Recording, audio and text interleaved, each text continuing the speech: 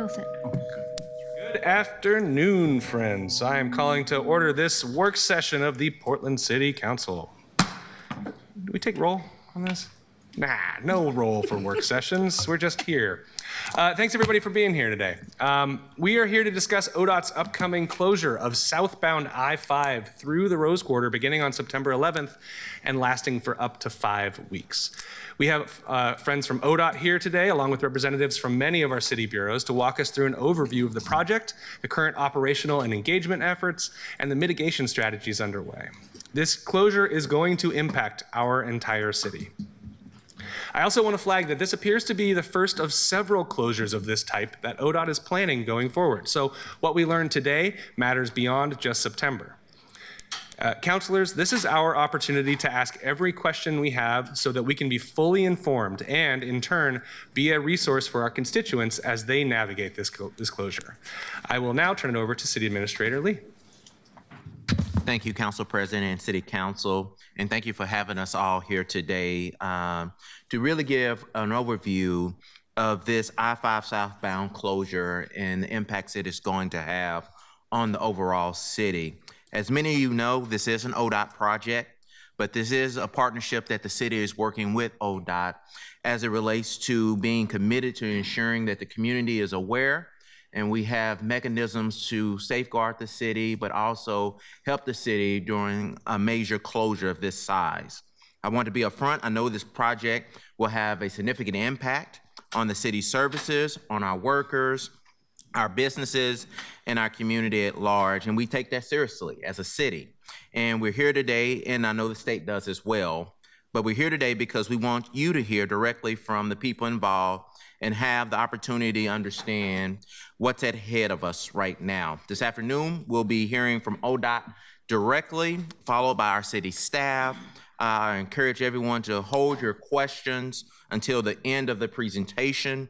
Many of them may be answered as we go through this presentation today. And with that, I'll turn it over to our Interim Director, Perez.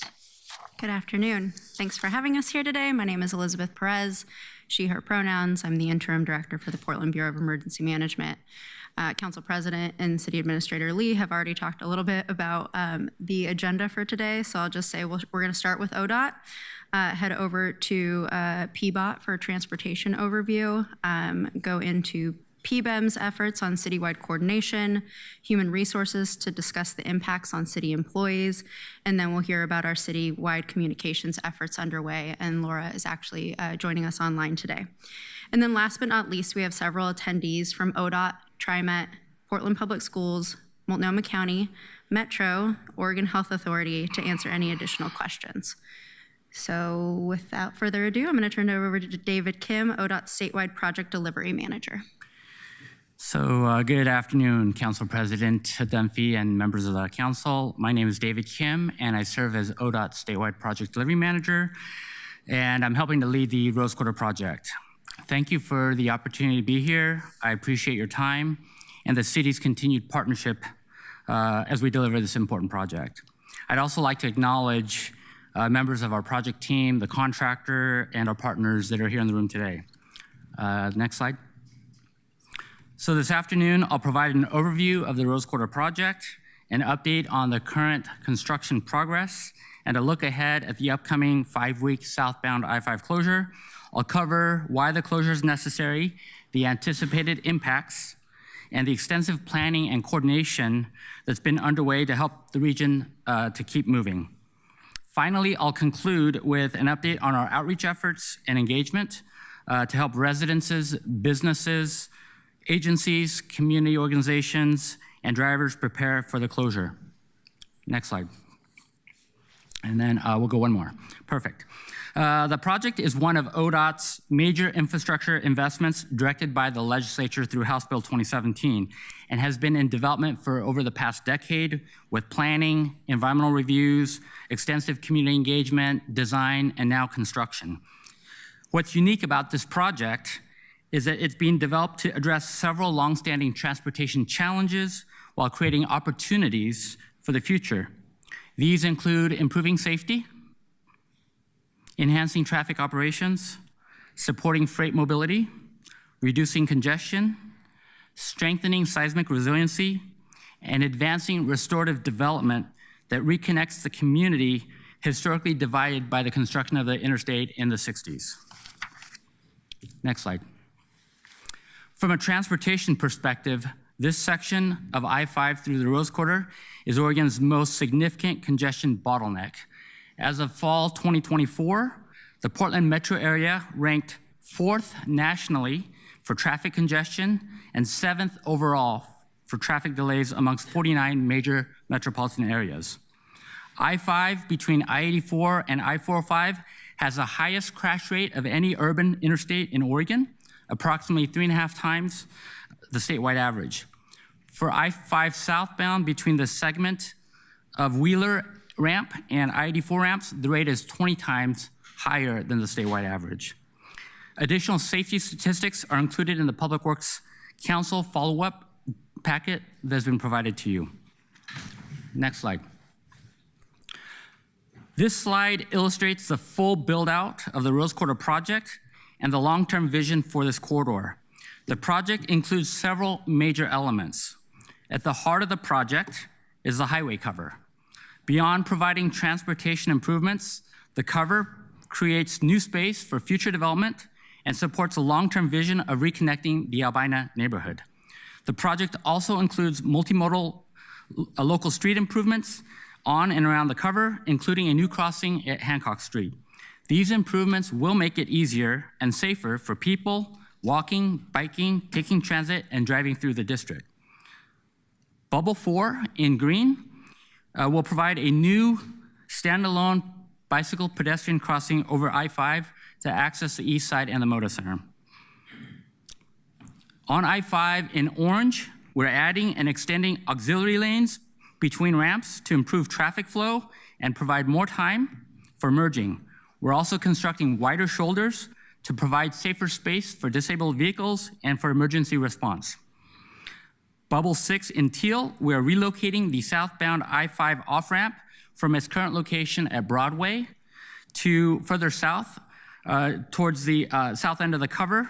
That'll improve traffic operations as well as support the redesigned local street network. Because of the project's size, complexity, and available funding, we're delivering these improvements in phases. This phased approach allows us to advance critical elements while continuing to pursue funding for the remaining elements to build the full project. Next slide. I wanted to take a moment and recognize and thank the members of the Historic Albina Advisory Board and the Community Oversight Advisory Committee for their time, commitment, and partnership to this project. The members of these groups volunteer their time to ensure transparency, accountability, and meaningful community engagement throughout the delivery of this project. We appreciate their contributions and the continued partnership and the important role that they play in helping us deliver this project in a way that reflects the values and priorities of the community. Next slide. We broke ground on the first phase of this project last year, about a year ago. Work is taking place at the north and south ends of the project, and we're currently about 45% complete. To the north, at the I-5, I-405 interchange area, we're constructing new water quality facilities that will capture and treat the highway runoff before it's discharged into the environment. The photo in the middle is a bioswale, and the photo on the right are stormwater vaults. Next slide. A significant portion of this phase is rehabilitating the concrete bridge deck to extend its service life and improve long-term reliability, which I'll go into more details in a bit. The photo in the middle are workers preparing to install seismic restraints beneath several I-5 structures to help the bridges perform better during a major seismic event. I-5 is a critical lifeline route for the state. In addition, on July 11th, we had a successful closure of both directions of I-5 to remove an old sign bridge, install a new sign bridge, and lay a bridge beam, which is shown on the photo to the right. We're also extending an existing southbound I-5 aux lane. Today, that aux lane begins at the Wheeler Avenue ramp by the Moda Center and ends at the I-84 eastbound ramp. The new aux lane, shaded in orange and black, will be extended south to the Morrison-Omsey exit, again, improving operations and giving drivers more time to merge. Together, this phase of work addresses aging infrastructure, improves safety, and prepares the corridor for the next phases of work to come. Next slide. The process of delivering this project is just as important as the outcome of building it.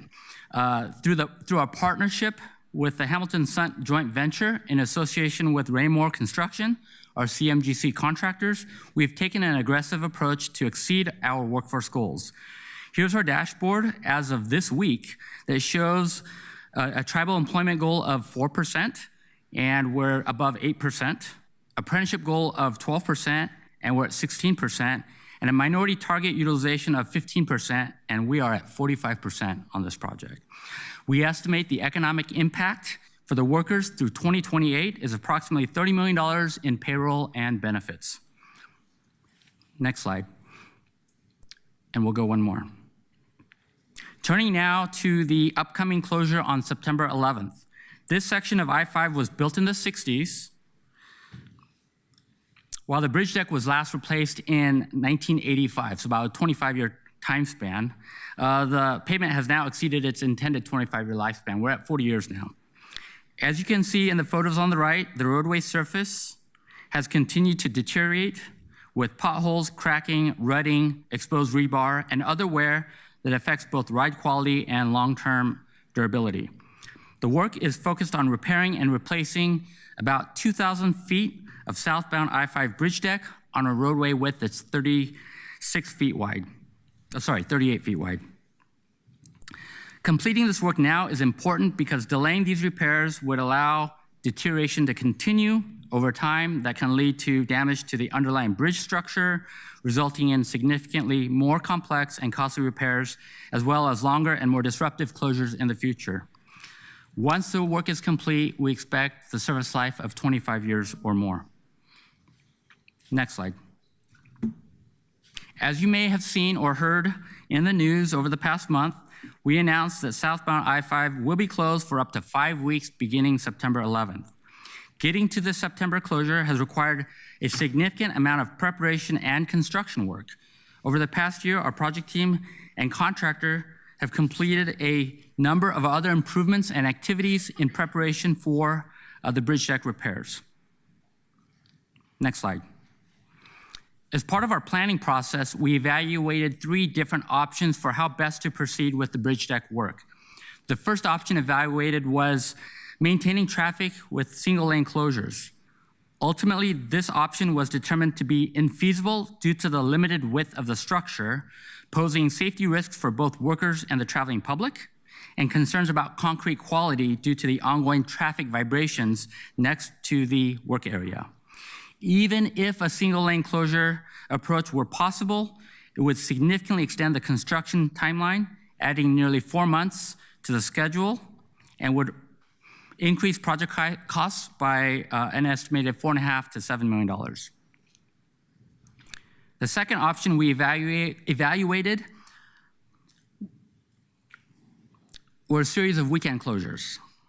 While this reduced the impact to a continuous closure and the commute, it creates significant inefficiencies, including repeated traffic control setup and removal, impacts to weekends over multiple summers, and concerns with concrete quality and durability due to multiple concrete pours leading to multiple joints.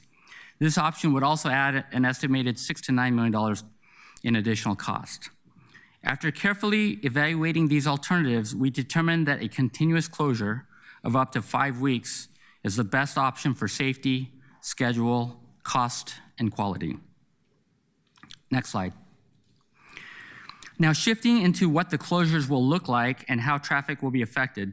Starting from the north, the southbound I-5 off-ramp to I-405 will remain open. That is the designated detour route.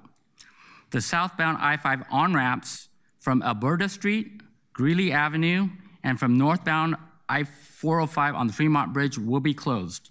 Those ramps are highlighted in red. Next slide. A single lane of southbound I-5 will remain open for local access to the Broadway-Weidler exit. This will provide access for travelers heading to destinations such as the Moda Center, Memorial Coliseum, Oregon Convention Center, and the Broadway Bridge. The full closure of southbound I-5 will begin at the Broadway-Weidler exit and continue to the I-84 interchange, so the Wheeler Avenue ramp near the Moda Center and the southbound I-5 to eastbound I-84 ramps will be closed. Traffic from westbound I-5 will not be affected, so access to I-5 northbound and southbound from I-84 westbound will remain open. Next slide. Now looking at the signed detour routes that will be placed during the closure.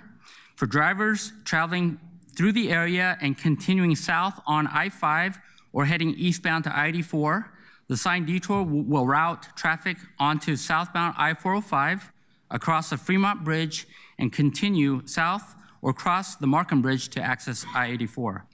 As mentioned earlier, 1 lane of southbound I-5 will remain open to local access for the Broadway-Weidler exit. For regional trips that do not require access to central Portland, we are encouraging drivers to use I-205. We want to be clear that this closure will have significant impacts. We know the closure will be challenging for everyone, travelers, businesses, visitors, freight operators, events, and the broader community. This could result in some of the most challenging traffic conditions the region has ever experienced. Based on our traffic modeling, travel times through the region could increase by 2 to 3 times longer compared to conditions today, with congestion expected to extend into Southwest Washington. We also expect the peak congestion hours to expand, with morning congestion beginning 30 minutes sooner and evening congestion lasting 2.5 hours longer. These projections, though, are based on assuming that current travel patterns and volumes remain unchanged.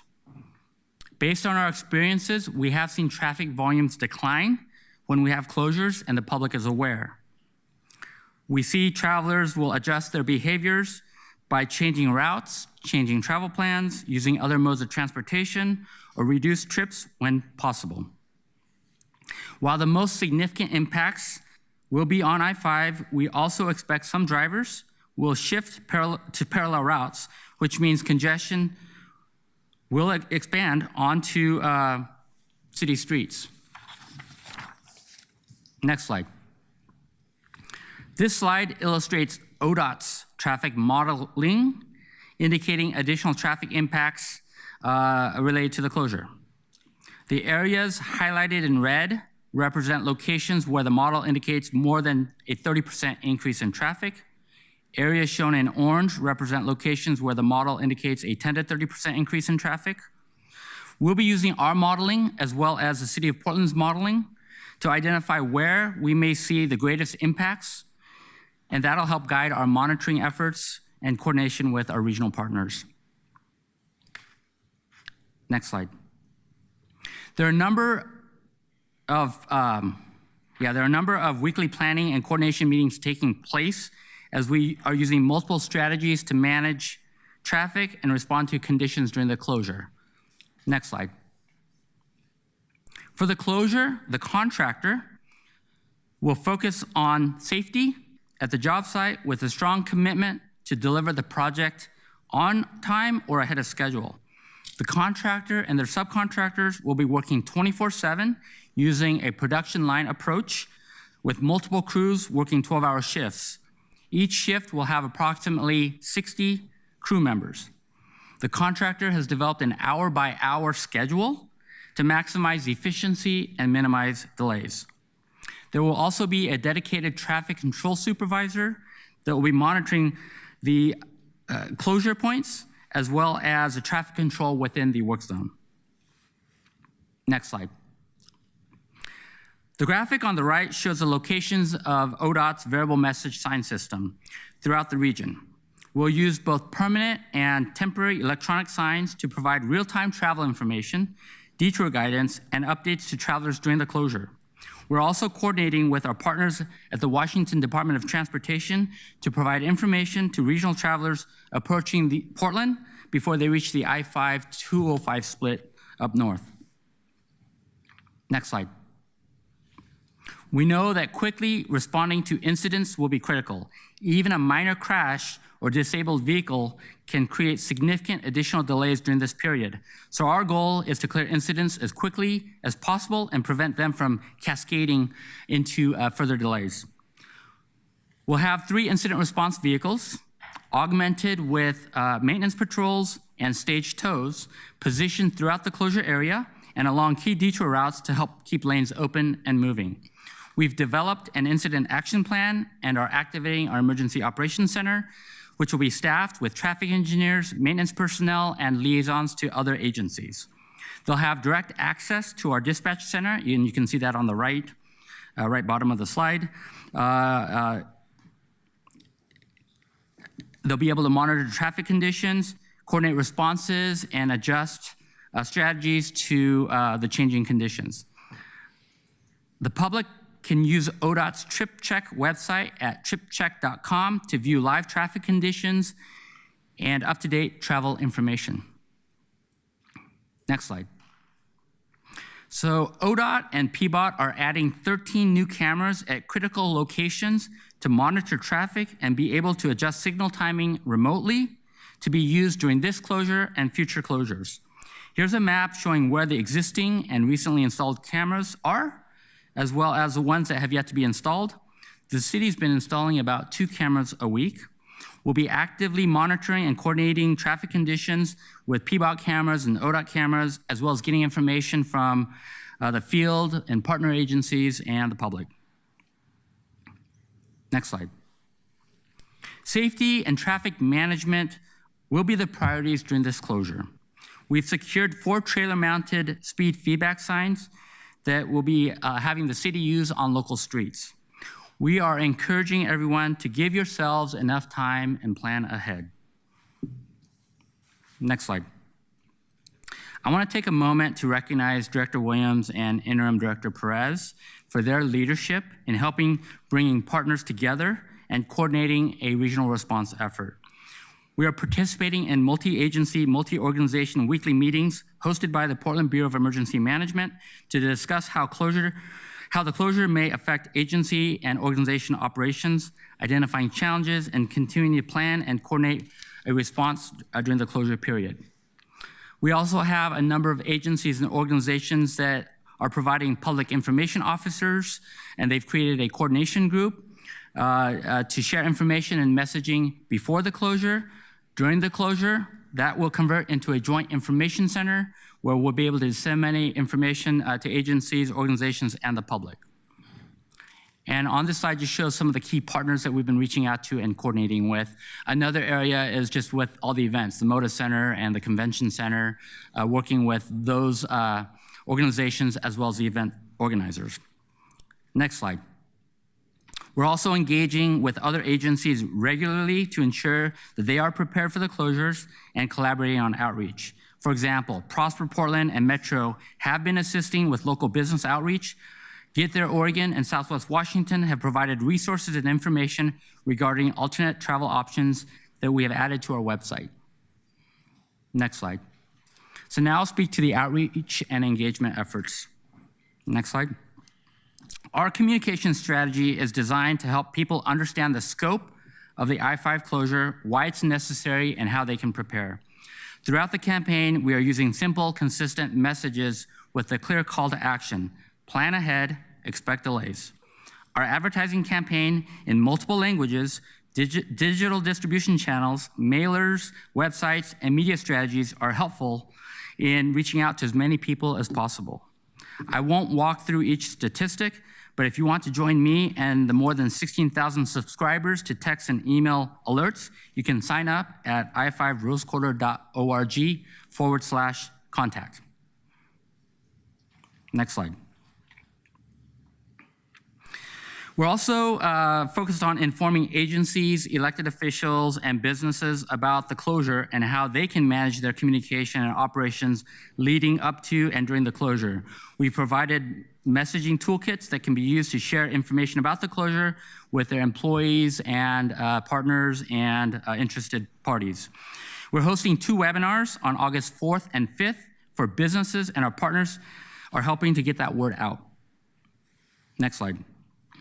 Since July of last year, we've held about 170 briefings. Agency partners are helping to spread the word about the closure through their newsletters and websites. Next slide. We're also meeting with community members and hosting tabling events, having many touch points with individuals and businesses. We're also conducting direct outreach to community organizations, neighborhoods, and health and faith organizations, including hosting a community organization-focused webinar in August. The list to the left shows the events that we've participated in and those that we're scheduled to attend. And we've noticed a trend that for the most recent events that more people are now aware of the closures coming up. Next slide. Our partners have been instrumental in getting the word out using our closure information toolkit. It includes fact sheets, talking points, sample language for newsletters and social media posts, and graphics to share out about the closure. We've heard feedback that this has been a valuable resource for them. We've also developed travel resource webpage to help folks figure out how they can use other modes of travel, taking the bus, light rail, carpooling, or walking and biking during the closure. Explainer videos are also in the process of being developed. Next slide. And we'll go one more slide. So I opened this presentation by sharing that the Rose Quarter project was created to address long-standing transportation challenges while also creating opportunities for the future. The future of the Rose Quarter project, or the Rose Quarter area and the Albina neighborhood, are being shaped right now by investments that build on the neighborhood's rich history while expanding economic and community development opportunities through housing, education, jobs, business, and community spaces. Next slide. The full build-out of the Rose Quarter project represents more than just an infrastructure project. It is an investment in people, local businesses, and a vibrant, welcoming district that will serve residents and visitors for generations to come. Thank you. Good afternoon. Millicent Williams, the Director of the Portland Bureau of Transportation. My apologies for being a few minutes late.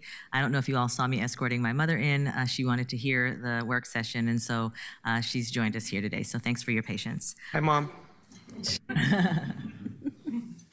Thank you, David, for your partnership and for ODOT's attention to this effort. While this is an ODOT project, as has been acknowledged, the city is a key partner.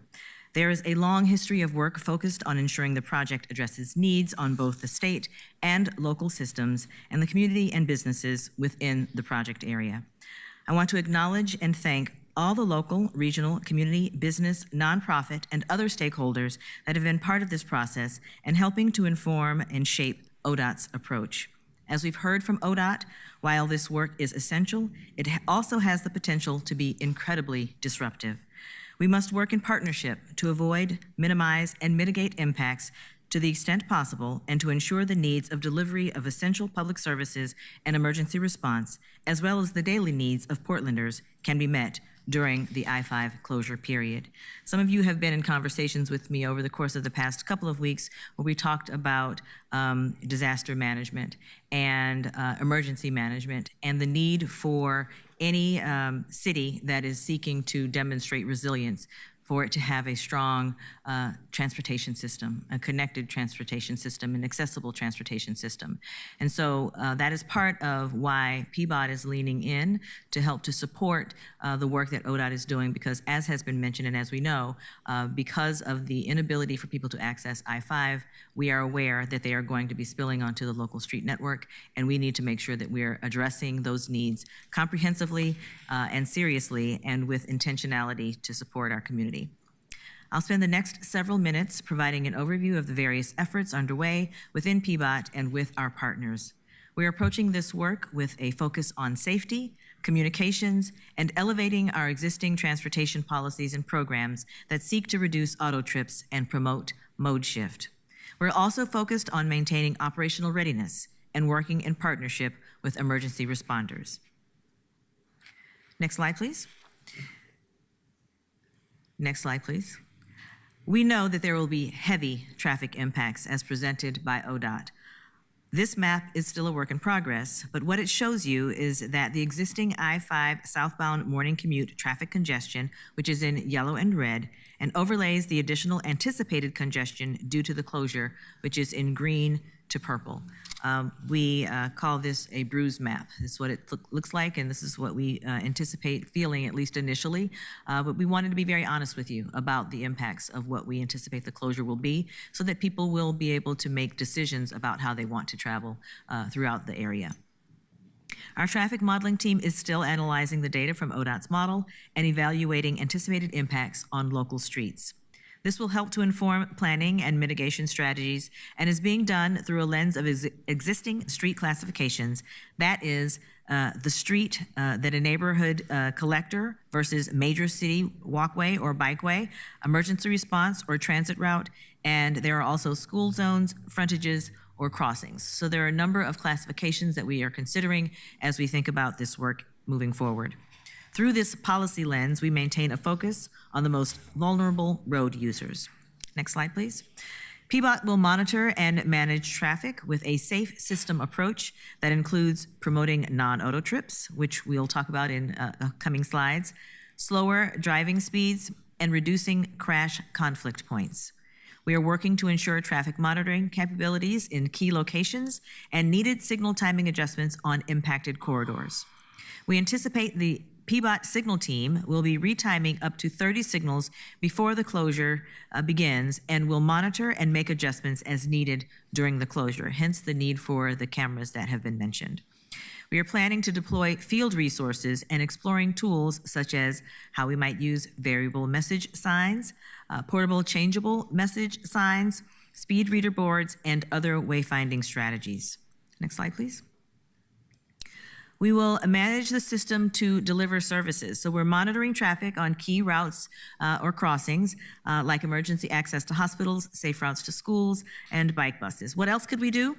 We could employ tools from the pandemic, like our slow streets strategy. Some of those facilities are still marked in that way to quickly protect neighborhood greenways in the impacted area, local access only, barrels and diverters. And in fact, I was in St. John's this morning and I saw some evidence of those remaining in areas close to the St. John's Community Center. We'll accelerate street and bike lane cleaning and general maintenance activities like pothole repair, striping, maintenance, construction, and more. And then we'll coordinate permitting and construction activities to minimize conflict. And what that means on an annual basis, the TSUP team, the Temporary Street Use Permitting Team, issues about 25,000 permits. We're going to be working very closely with those folks who would be requesting permits to ensure that A, that they're aware of what's happening, B, that they can plan appropriately, and C, we might make recommendations about delaying work so that we might minimize impact to the most impacted areas.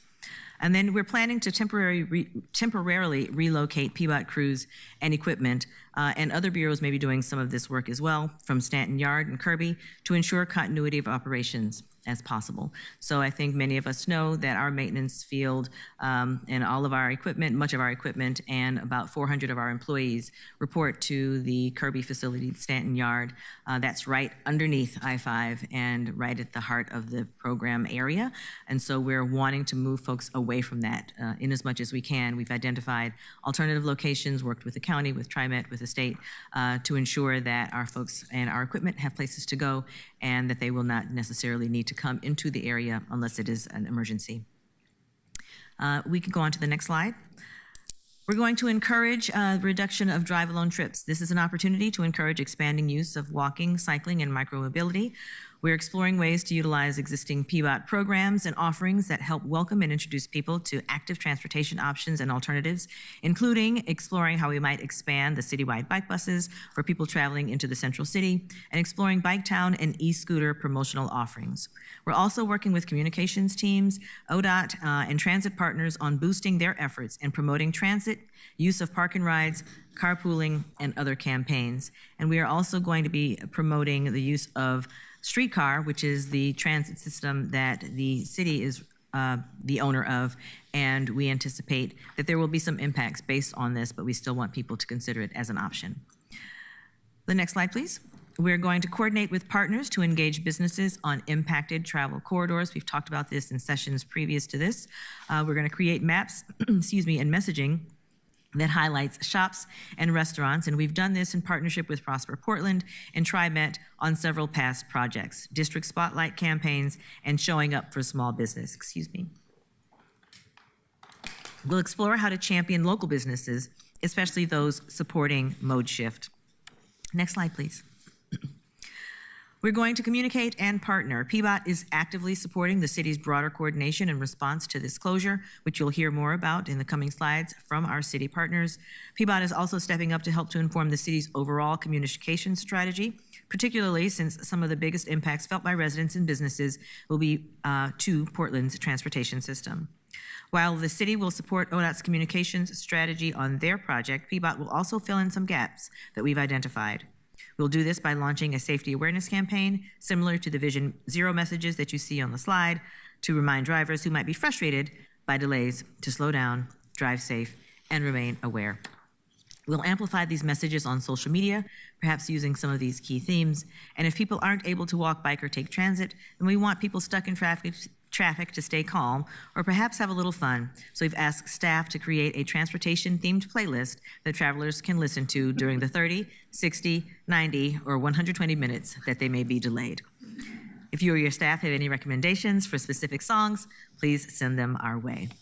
Now I'd like to hand the presentation over to Elizabeth Perez, Interim Director of the Portland Bureau of Emergency Management, who's going to talk about the city's broader response to this incident. Thank you, Melissa. Again, Elizabeth Perez, Interim Director for the Portland Bureau of Emergency Management. I have a feeling Councilor Novick will have some suggestions for songs. So given its impact across city bureaus, PBEM has taken the role of coordinating both internally among bureaus and some of our external regional partners. Next slide. The goal of this coordination is a one-city approach. Through weekly meetings, we're identifying areas of cooperation, understanding the full scope of the impacts to people and to our services, and looking for ways to mitigate those impacts. The city is working with ODOT and other partners to minimize regional disruption, provide accurate information, and maintain access for emergency services. Next slide. We currently have 4 coordination groups that meet weekly. We have our internal coordination call, which brings together representatives from each service area, Portland Solutions, the Office of the City Administrator, and President Dunphy's office. The multi-agency coordination call, which includes PBEM, PBOT, ODOT, the Oregon Emergency Management Office, Multnomah County, TriMet, Portland Public Schools, the Port of Portland, Metro, and 15 local and regional EMS providers. Many of those folks are here with us today.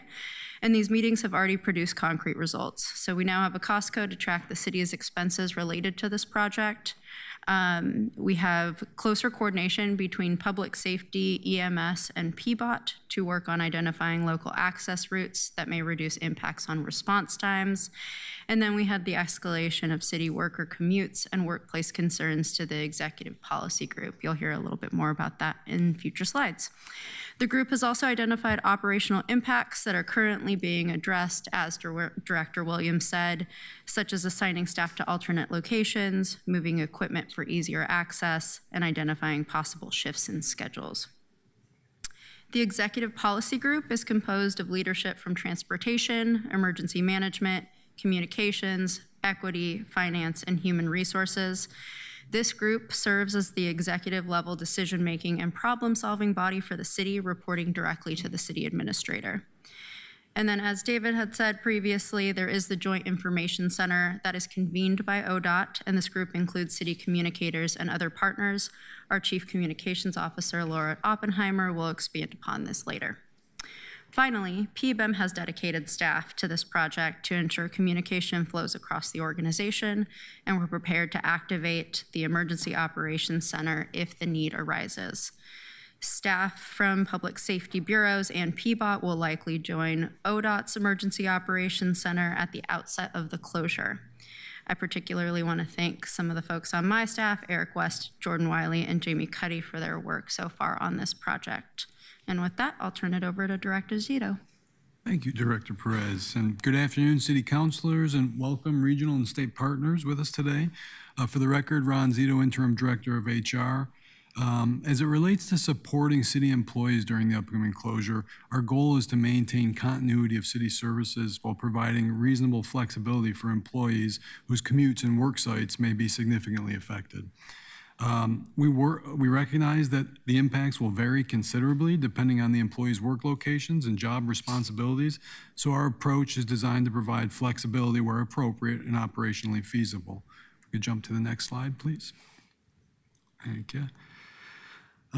Now, I know most councilors are aware that city employees work in a variety of environments, and we have approximately 6,500 employees who work in primarily in-person roles and about 2,000 employees who work in hybrid positions. And so that's some work in person, some work that's from home or from a telework location. And then we have roughly 550 employees who are fully remote. Because of this project, there's going to be no one-size-fits-all solution, but employees who provide direct public safety, utility, maintenance, field, or customer-facing roles generally will need to continue to report in person during the closure, while other roles may have greater flexibility to telework or adjust schedules. So our guidance would really be to offer options that fit both those scenarios and those operational realities. And if we could jump to the next slide. Thank you very much. Starting with employees whose work must be performed on-site, we've identified several practical options for bureaus to consider. First, where operationally feasible, supervisors could stagger shift start times to help employees avoid the heaviest traffic periods. Second, we're recommending a temporary grace period for construction-related delays, recognizing that travel conditions may vary or fluctuate from day to day. And if we explore that route further, we'd want to look into a dedicated attendance code so we could track those late separate from normal attendance issues. And finally, we'd be encouraging bureaus to proactively communicate alternate routes, transit resources, and the ODOT travel alerts so employees can plan ahead.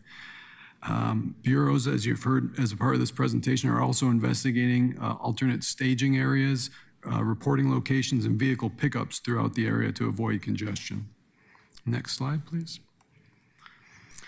And then finally, for employees whose duties can be performed remotely, we do have some additional flexibility available. And during the initial 2 weeks of closure, the mayor has expressed support for bureaus to temporarily expand telework. So employees during the initial 2 weeks could work remotely if they're hybrid eligible employees. And there'll be an assessment for the remainder of the duration of the project after those first 2 weeks.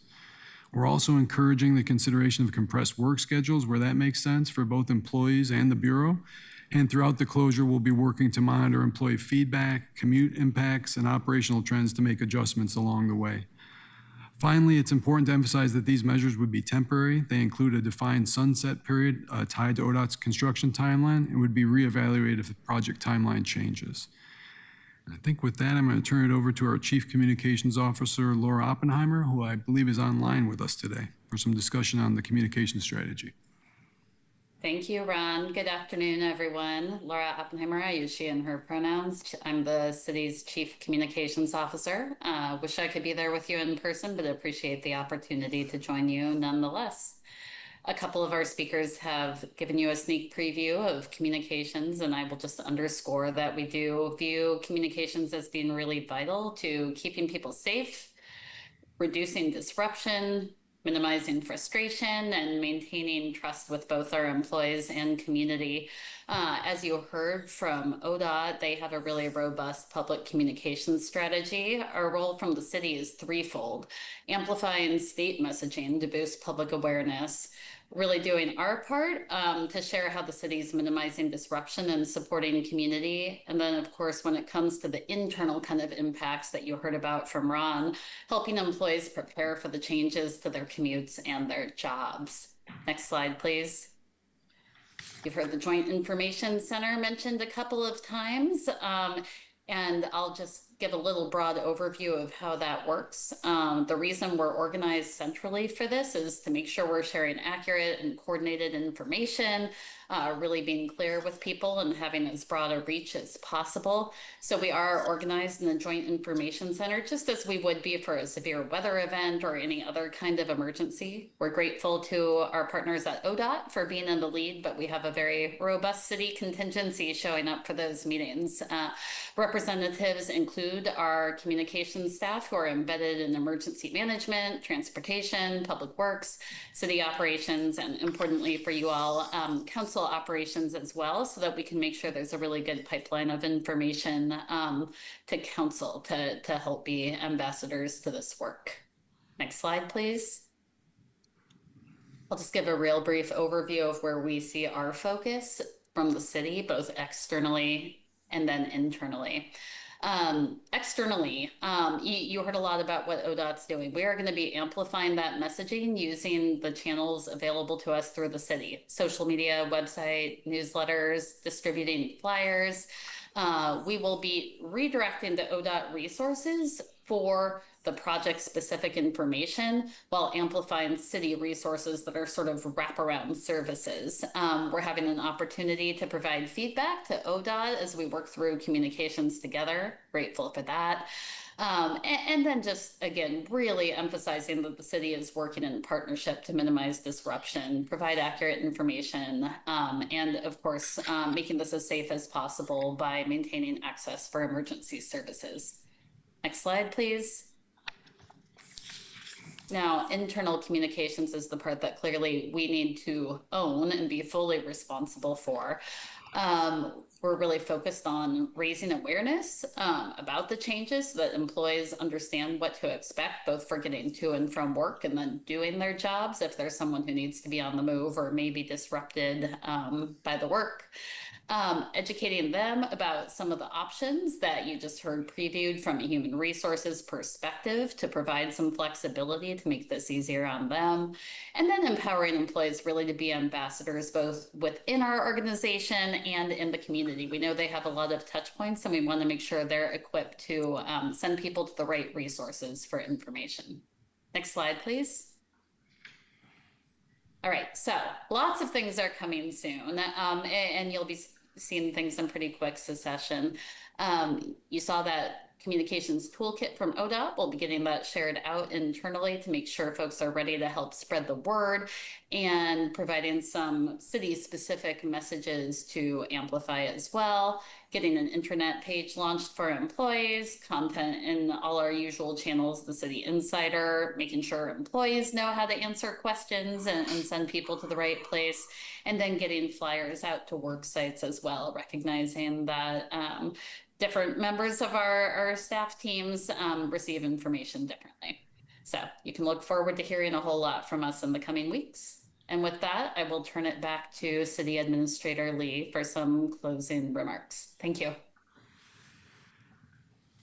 As you can see, this is a joint performance before you with all hands on deck as it relates to this major project that is happening within our city. As stated before, this is the largest closure that we've seen in our city, and it's going to require a certain amount of attention from us as it relates to us being agile as an organization and working with ODOT in any responsiveness that we need to do.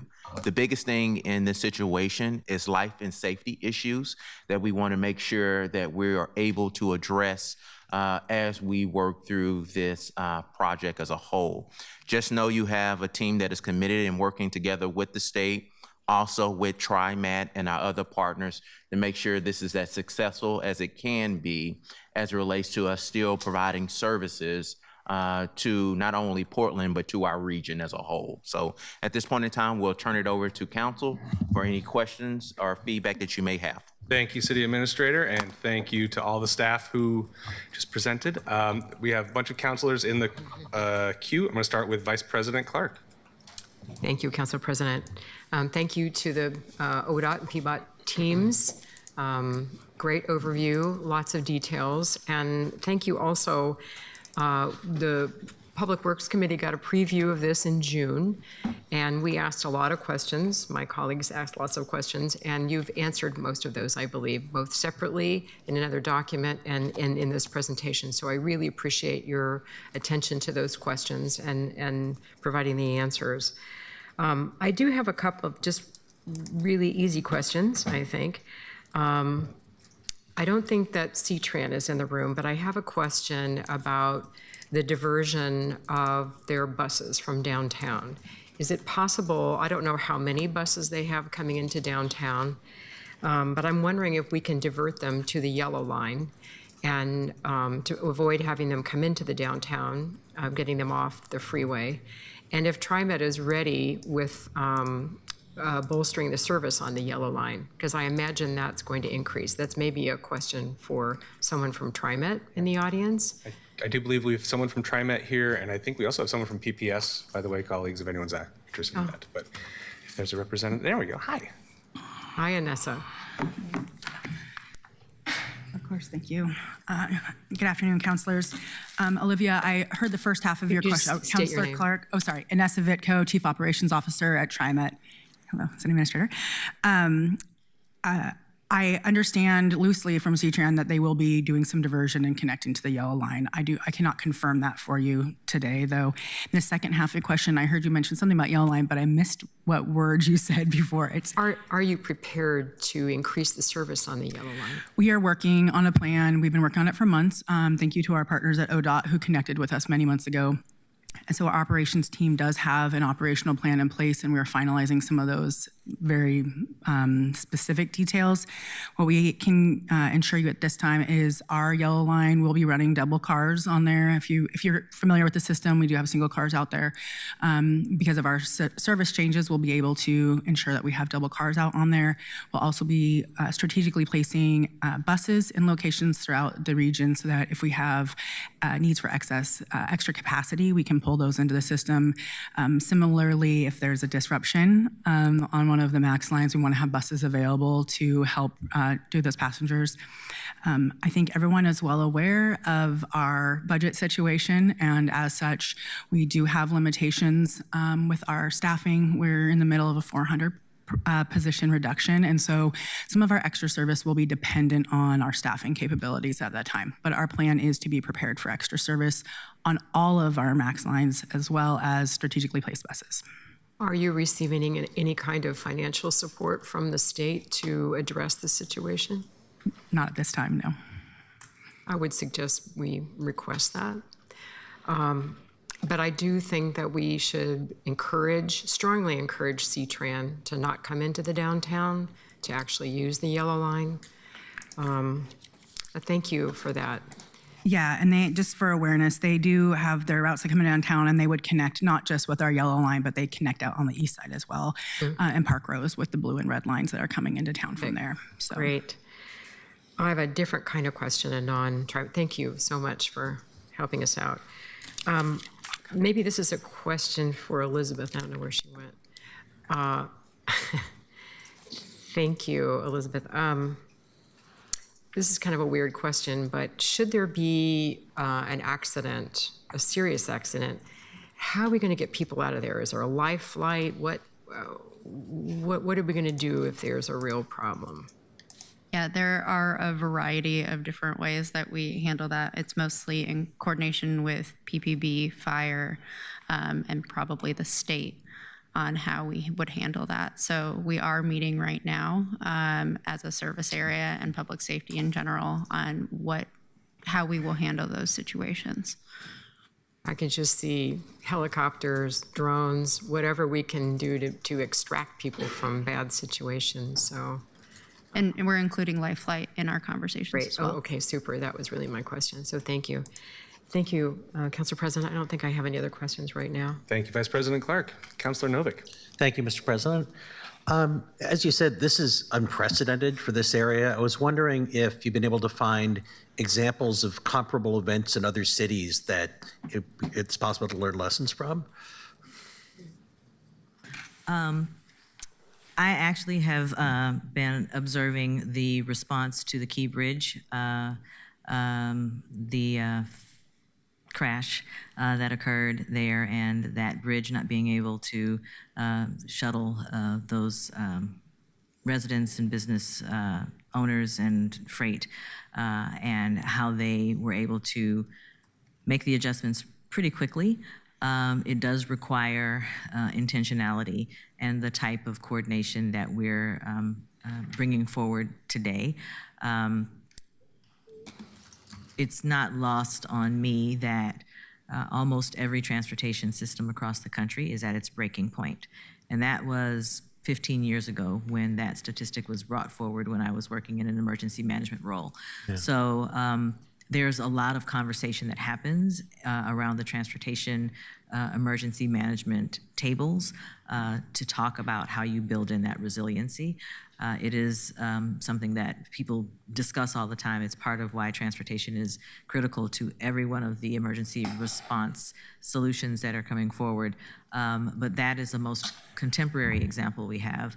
I've also looked at when I-35 in Minneapolis, the bridge crossing whichever river, the Mississippi River, about 15 years ago. That one went out. It had people on it. And so there was both the need to address a mass casualty event, to your point, Councilor Clark, as well as the continuity of operations on a major roadway, a major interstate. 35 is likened to I-5, I would say. So people do make adjustments, but it does require everyone leaning in to be thoughtful about what those adjustments look like.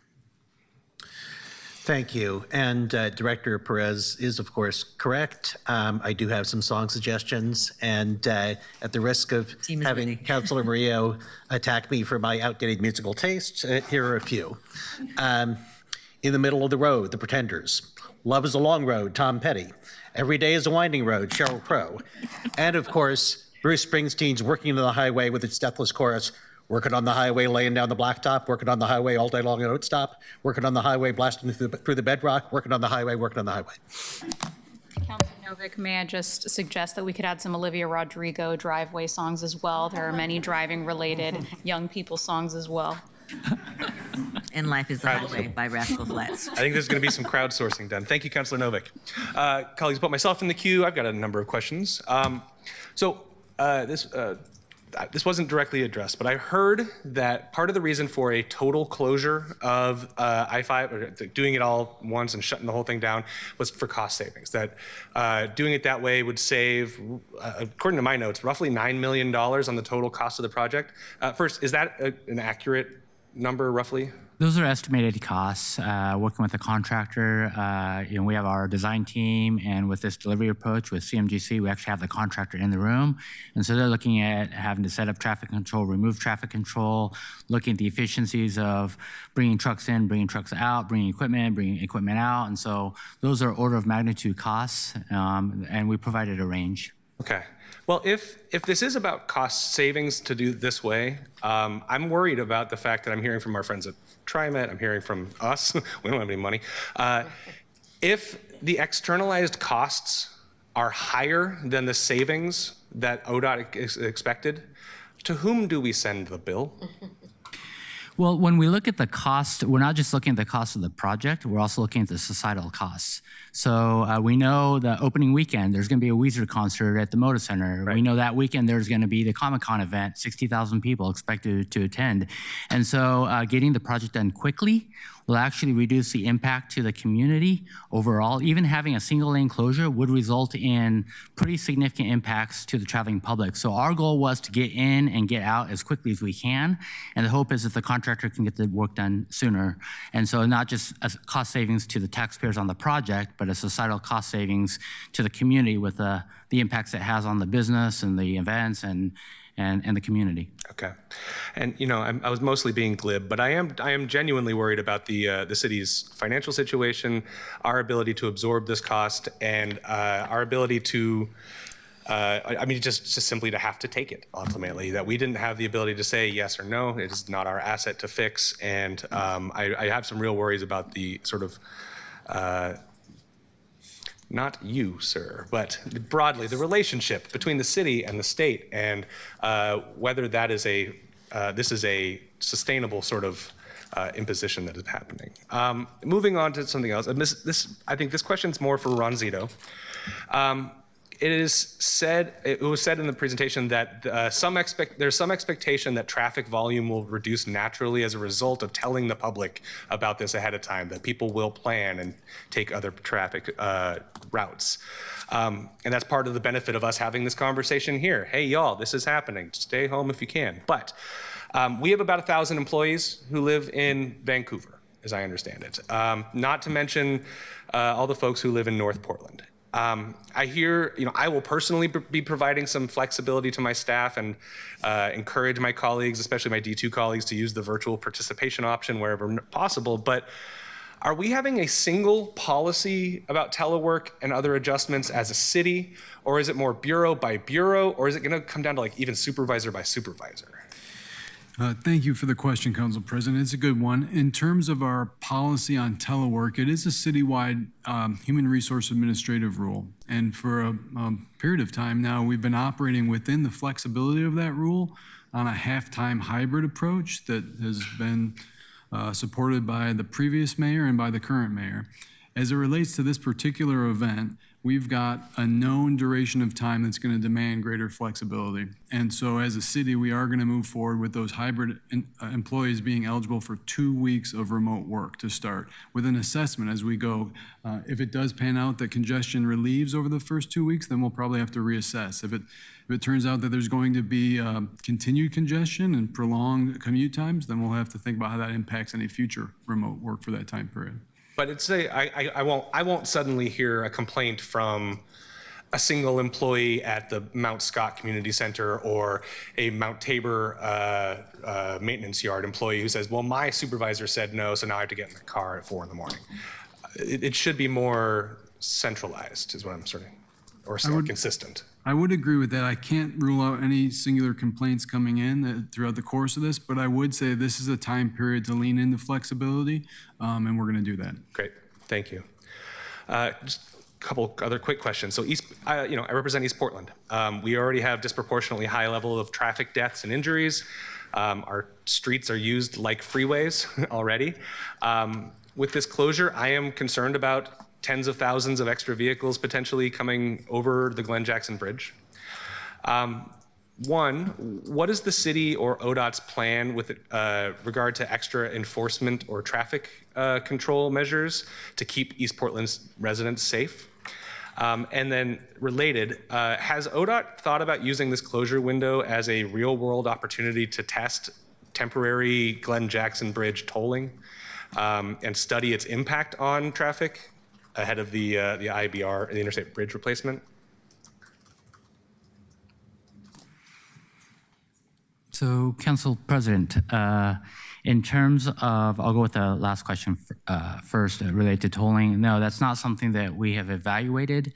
However, through this closure process, we will be capturing a lot of rich data. We have modeling, and so we will be able to see what the diversion looks like onto 205 as well as city streets. And we're going to capture that data, work with PBOT as well as Metro and other partners to see what valuable information we can use to plan for future events. As it relates to East Portland and traffic, we did secure 4 speed feedback camera or speed feedback signs on trailers that we've made available to the city of Portland. So they don't necessarily have to be within the project area. So if we're getting complaints from a neighborhood, we can certainly deploy that. We'll have the city just needs to tell us where, and then what we'll do is get our contractor to place that trailer out there. Thank you. Yeah, I'm Wendy Cawley. I'm the city traffic engineer for PBOT, and we're following ODOT's lead as far as being resourced by them, but we also have speed reader boards at our disposal that we use on local streets and other streets that we can add to the mix. We are considering what we might be able to do around elementary schools that may be impacted by this. We are still working on a list of options that might be available, but we do have tools that we use regularly to address safety issues. And then finally, I don't know if Portland Police is in the room, but they would have a role with enforcement potentially, and did just receive some new speed trailers as part of the photo enforcement program that PBOT and PPB collaborate on. And I can speak to the PPP part. We are having conversations with PPP Traffic on what the options are given their limited resources. So we're working right now on scheduling and if there's possibility to increase enforcement, but we'll get back to you on that. Thank you. Thank you all very much.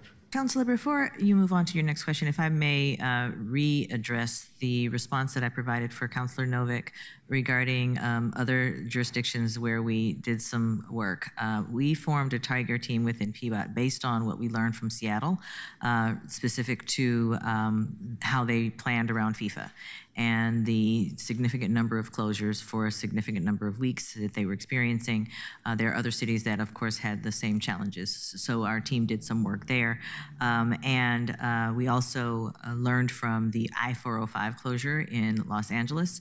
One of the main strategies that they talked about being useful, most helpful in terms of managing and mitigating the challenges was really heavy communication, consistent communication, and demonstrating partnership across a number of entities. Thank you all very much. Councilor Pertl-Guiney. Thank you, Council President. I've got a couple of questions, and I want to start by asking about the potential for incidents that occur and an incident action plan that I think somebody referred to in one of the presentations here. And I'm thinking both about what one of my colleagues asked about clearing accidents, and also what another colleague asked about what do we do in a life safety situation. So is there an incident action plan that covers one or both of those scenarios that all of the affected bureaus have been a part of creating and have a copy of and are in agreement on? Or do we have competition between bureaus and the state or different entities about what the priorities need to be here? David, would you mind talking about your ICP, and then I can add on to it? So our Transportation Maintenance Operations Center has an emergency manager, and he is developing the incident action plan. There are a lot of different what-if scenarios with call trees and points of contact, depending on what the incident is. Most of that action plan is focused on the state highway system. I can't speak to incidents on the city, but we have contacts related to the city, the county, EMS, Oregon State Police. As I mentioned earlier, we have stage tows, we'll have maintenance patrols out there, and so depending on what the incident is, there's a call tree with key points of contact in that call tree with emergency numbers. So we have, again, a number of different scenarios that could potentially play out, from a hazmat incident to a fatality. In an unfortunate circumstance of fatality, much of that is at the mercy of the law enforcement doing their investigation. So, but we have a list, and we're sharing that with Portland Bureau of Emergency Management and PBOT and others to help them understand what we've laid out in terms of a coordination process is. Hearing a lot of one-way communication. Is this a plan that has had feedback from those city bureaus that you named to ensure that it will actually work on the ground? Yes, our emergency manager has been reaching out to ensure that the phone numbers are correct, and once the plan is complete, it will be routed further for review and comment. When should we expect that our bureaus have that plan? I heard the plan is about 90% complete right now, so probably in the next week or so. We know that the clock is ticking. Is a month enough time? It will have to be. As soon as we receive it, we will be working on not only feedback, but the citywide IAP to make sure that we are coordinated not only at the city level, but then with our partners as well. I'm concerned that if we're talking about giving feedback a month out from construction starting, that if there are any conflicts in priorities between the city and the state, we're not going to be able to work those out. So I want to note that, and I hope that there's communication there. What are the plans to ensure that first responders can get to people, and what should my constituents in inner north and northeast Portland expect in terms of delayed response for police, ambulance, fire, critical life safety level emergencies? So I can answer that as well. We've been really grateful for the partnership with PBOT. We are working on local access lanes and making sure that we're getting feedback from all of public safety, including ambulance and the hospitals, on what those priority lanes should be, including things like, is the street wide enough for a fire truck? And so we're compiling that list right now. And then I think we're meeting with PBOT again in the next week or two to talk about what those lanes will be. Will there be any communication to people who live in the most affected areas, that kind of bluish purple bruise area on the map, about expecting slower response times in an emergency? If I'm not mistaken, the overall, the citywide comms plan, and Laura, maybe you can jump in if you're still on, speaks to helping to inform the public about disclosure and how it affects residents. I know that PBOT is also planning to build in some redundancy there. There she is. But yes, we are intending to make sure that people are aware so that they can, again, make appropriate plans or understand what they should be expecting regarding response times and all those other things. Okay. But Laura is there. Laura, anything to add? That's exactly right. We'll be sharing all the big picture information from the primary city channels and getting out additional, more nuanced information from PBOT channels. We're also leveraging the city's community engagement staff to share information at already existing events and community engagements to bring information directly out into the community. Okay, thank you. I do have a question for TriMet. While they come back up, I just want to note for our team at the city that I am concerned as we look at our own city employees that we need to be thinking about how we work with our city employees who can't leave an hour earlier to get to work. For folks who have kids, this is happening right after school starts, and you can't change when school drop-off is. School drop-off is when it is. That is when you can get on the road to get to work.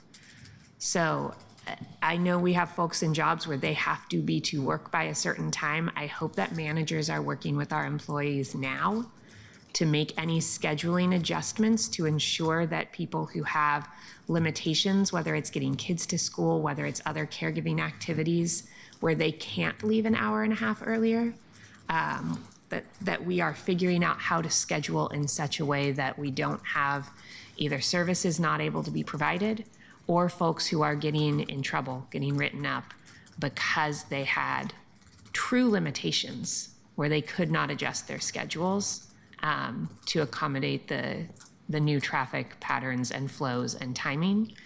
And as I say this, I want to make sure that we are thinking about how we're communicating that to other employers in the region as well, and not just thinking about our own workforce. TriMet, thank you. I appreciate the doubling up for cars for the yellow line. There are, I think, 7 lines affected by service reductions in North and Northeast Portland just a week before this. Some of those touch the affected area, some don't. Has there been any conversation about ensuring that any changes to lines that might affect folks' ability to get around are delayed until after this project?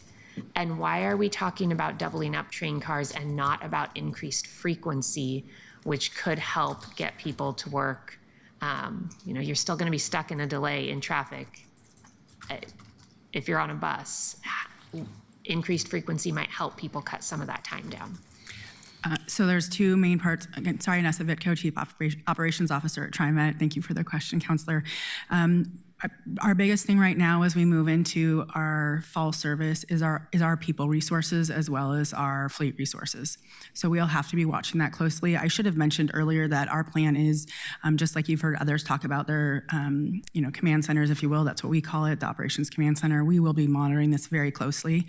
And so we will pay attention to those things.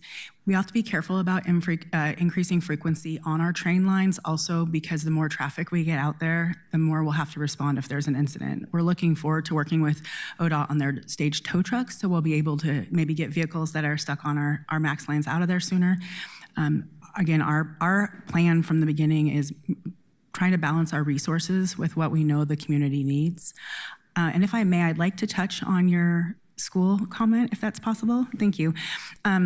We do have, for the city of Portland, as most of you are aware, we do have buses that serve the schools, since you don't have yellow school bus service. And so we will also be paying attention to those and making sure that those buses are available, given things like delays in the kids. We don't want the kids being out there, obviously, waiting for long periods of time for their buses. Specifically our high schoolers yes, who rely exactly. on TriMet service yes. to get to school. Yeah, and so we work closely with the schools for that, but this is one of those areas that we will be paying special attention to make sure. We do expect the buses, you said it, we do expect the buses to be delayed. They are running with mixed traffic, and we do have various plans in place about where those buses may be able to be detoured or moved to, and anything that happens like that in advance, we will make sure we also communicate to our riders. So again, I can't promise you extra frequency. I can pretty much guarantee that we will have double cars. It's not just the yellow line, it's actually yellow, orange, and green. We'll all have double cars. But we will be monitoring and doing the best that we can with the resources that we have. Thank you. What is the plan to keep, I'm sorry, moving back to ODOT and PBOT. What is the plan to keep cars off of neighborhood streets? I know the plan A is stay on the freeway, do the detour around. I hope that plan B is stay on major streets, stick to MLK, stick to Interstate. But what are we physically doing to ensure that that happens? What are the physical infrastructure resources that we are putting in place, especially around our schools? Second week of school, folks, we're gonna have tiny little kindergartners who just started school who are trying to get to their classrooms safely. What are the, not just, oh, we have some resources. Give us a real picture of what the physical infrastructure is to ensure that we're keeping community members safe, as we have very frustrated people who are worried about getting to work late and getting fired, moving off of our main arteries into our neighborhoods. So I'll speak first about the question regarding where we will direct people to Please. drive. The hope and goal is that people would maintain use of the collectors and arterials and not find themselves spilling into neighborhoods. That's part of why we talked about some of that slow street infrastructure that really does, while it's not a quote-unquote diverter, it does discourage people from traversing on those roads that would otherwise be quite hyper-local and safer for folks who are cycling or walking. So we're going to do that messaging with regard to the physical attributes that we may be able to impose in some of the areas. I'm going to ask that Wendy speak to that because the team has been working on that. Thank you. Yeah, we don't have a specific plan yet for physical attributes to place around schools, but we have some things in the work for removing parking around intersections at school for better visibility, which is already something that we have in progress. But we're really focused on slowing people down. If they are traveling, we can't stop people from finding a route to work, but we can work on having them be doing it slowly. Some things we've talked about potentially are, or I've thought about are, could we have crossing guards at some of the more major crossings near schools just during this time frame? We've talked about some other things like the barrels that we did during the pandemic.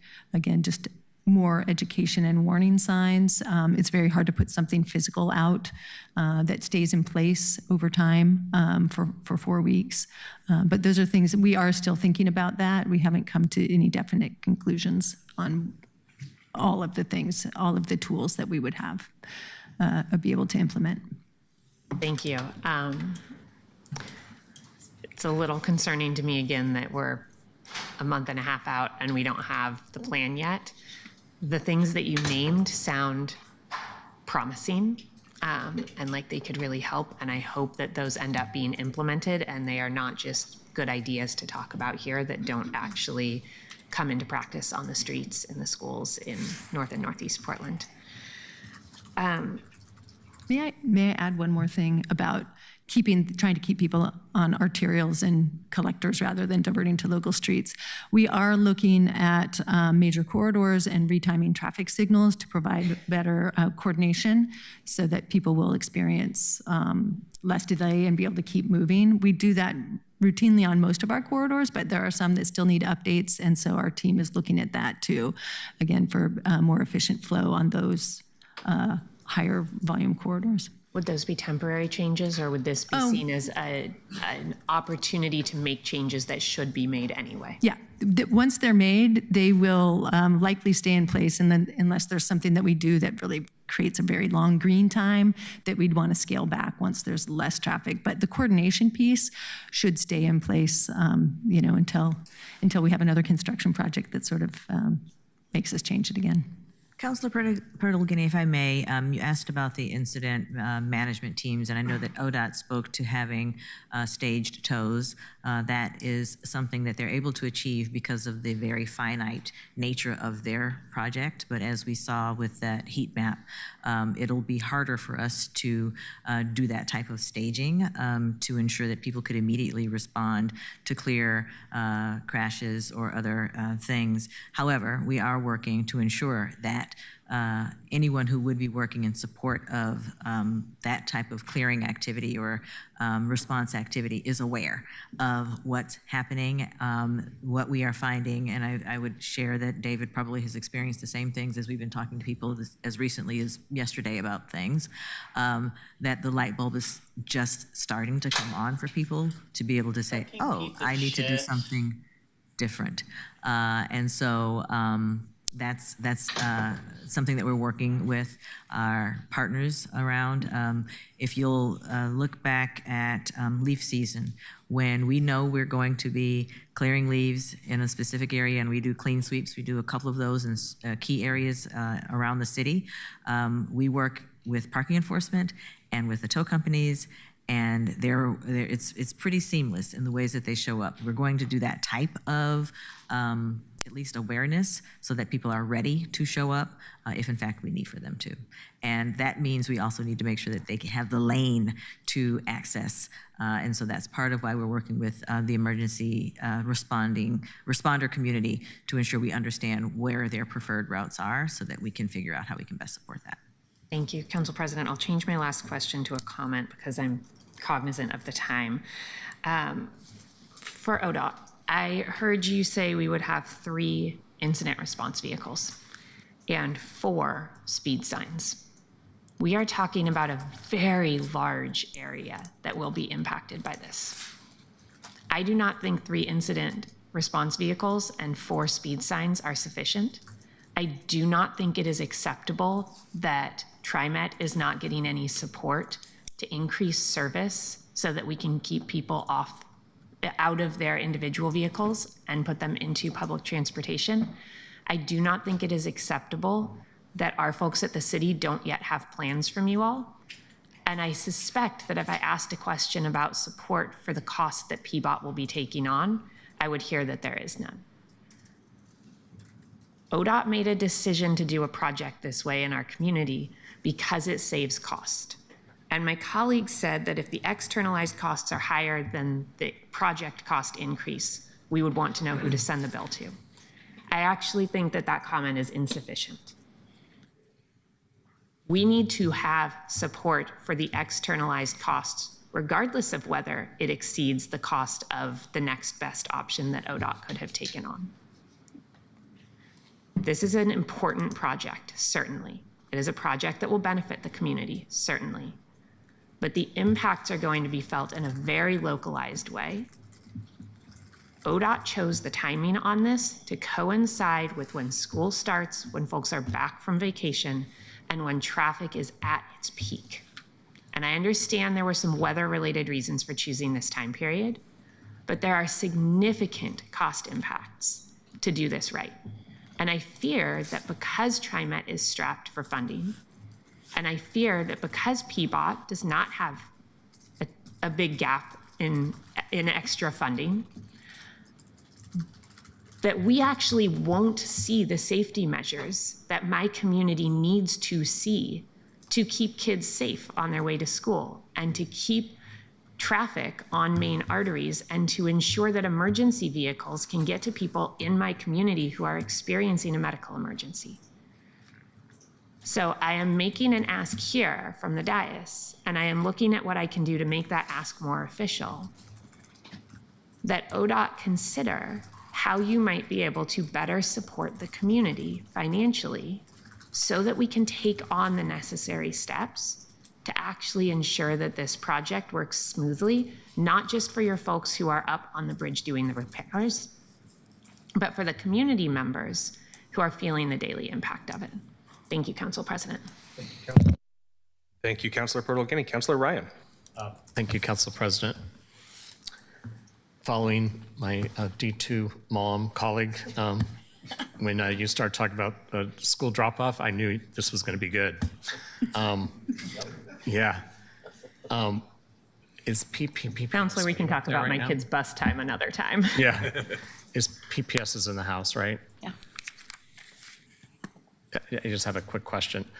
What I've learned by being connected with PPS and here is that your audience, your parents, your moms, they really trust your, they look at your communication. It's high alert for them.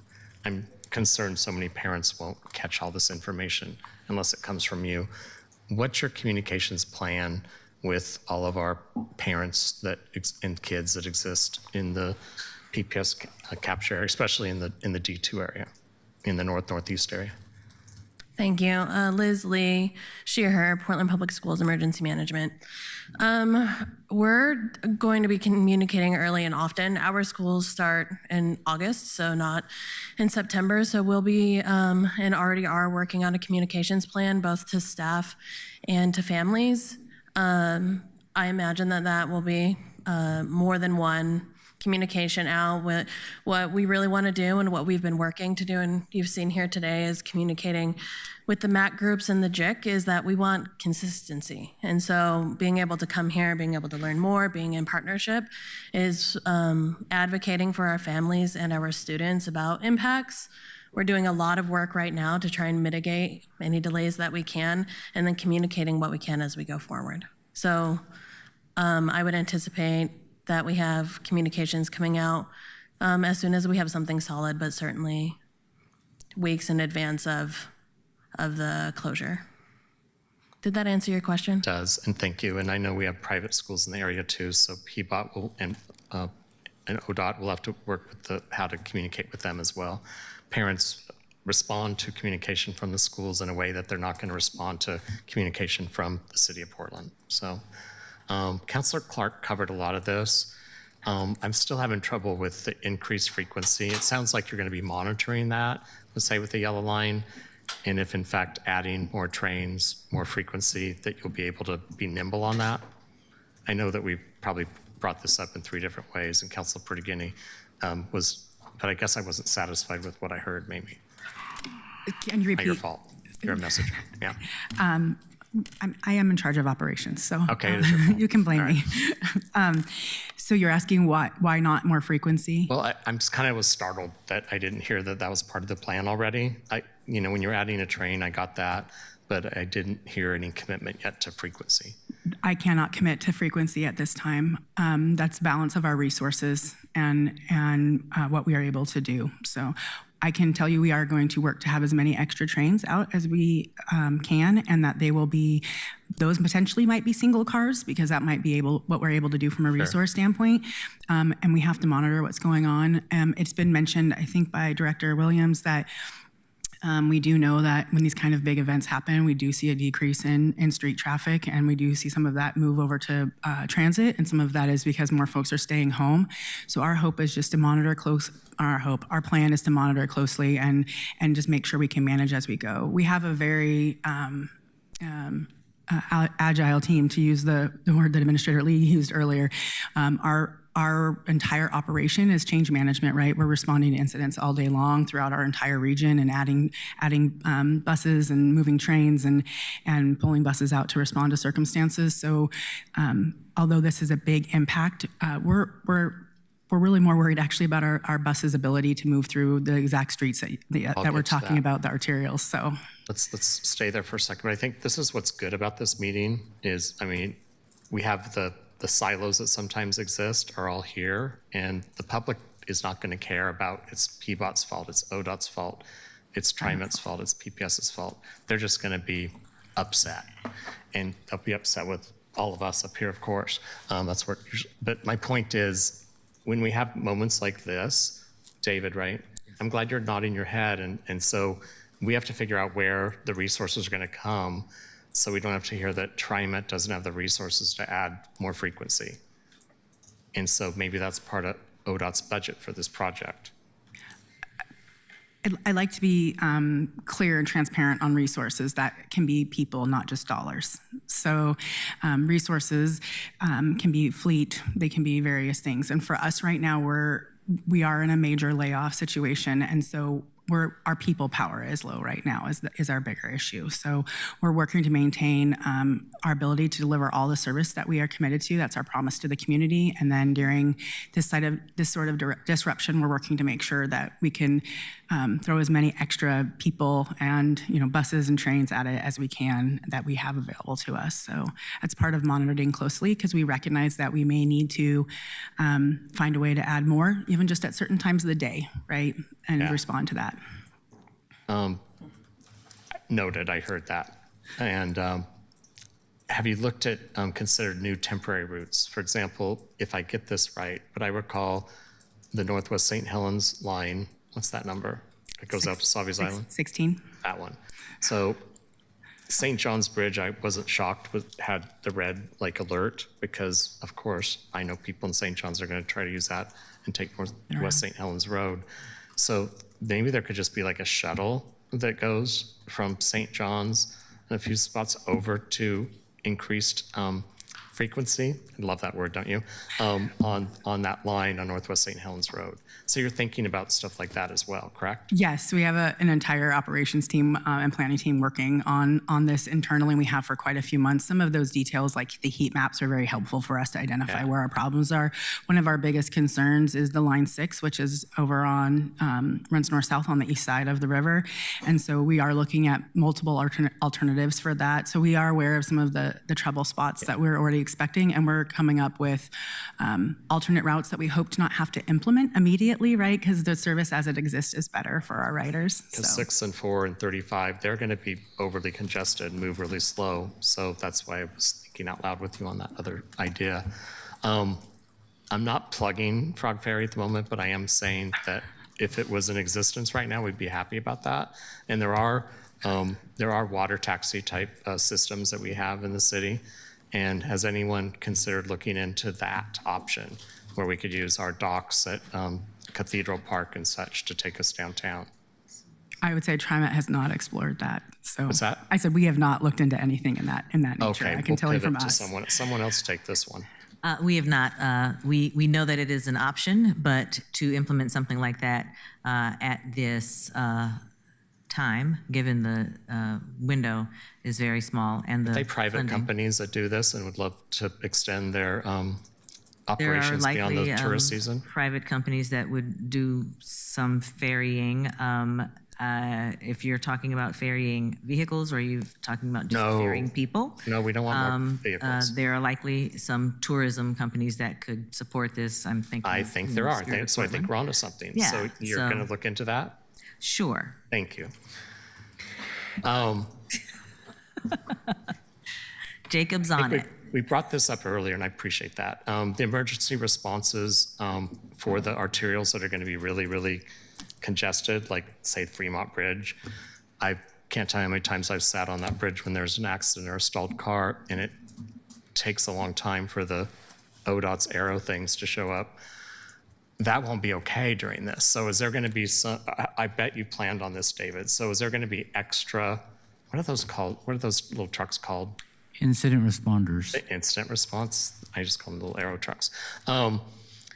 We all have a story about those. So are they going to be increased in frequency and maybe staged to be at the ready in ways that they're not now? So one of the challenges we have currently in the Portland metropolitan area is that we have 9 incident responders, or 9 incident response positions. We only have 3 that are fully filled.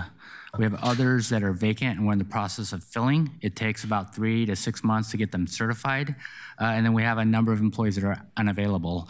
So what we are doing is augmenting our incident responders with maintenance patrols. So we have a lot of maintenance personnel that have rigs that also have aero boards. So they'll be out and about as well. So in addition to the 3 incident responders, we'll have multiple maintenance vehicles, and then we'll have stage tows pre-positioned up north at I-5 North. In the southbound direction, over by the Broadway Weidler area, and then one on 405. And so in addition to the incident responders, maintenance patrols will be out there. They have rigs that can push vehicles out of the way. The goal would be to keep the highways open and traffic moving. So that was a yes? Yes. Okay. Thank you. And I'm now more educated about the different levels. Okay. This has been talked about, but we kind of talked around it. I think everyone's scratched their head when we saw that it begins on 9/11 and goes into early October.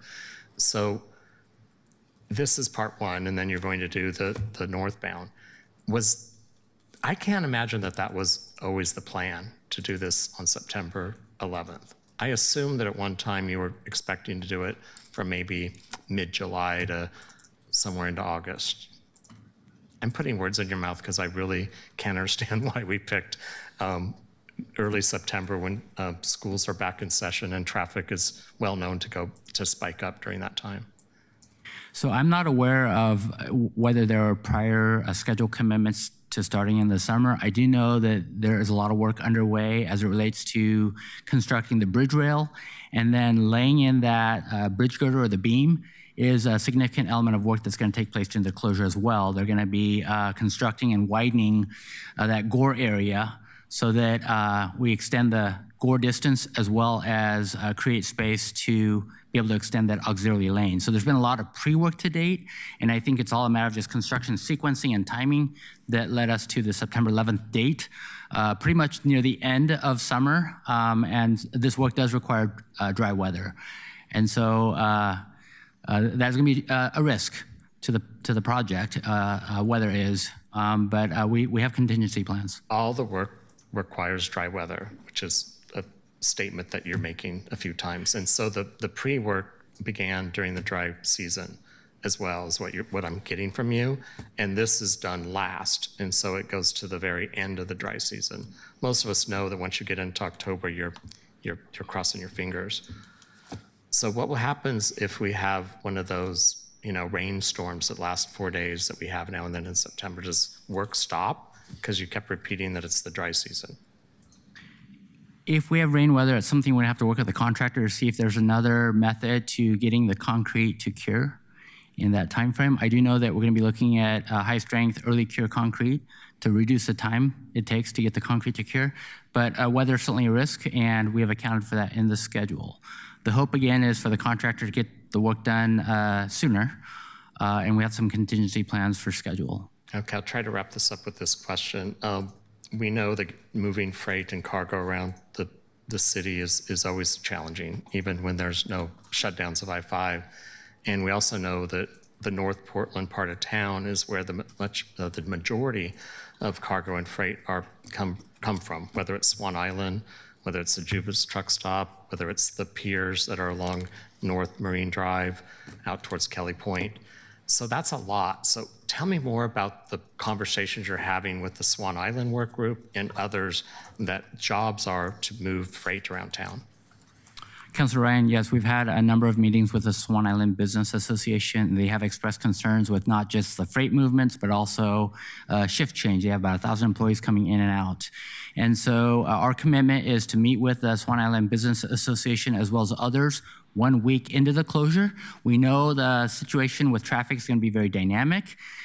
Starting September 11th on a Friday, the weekend traffic impacts are going to be vastly different than the weekday traffic impacts.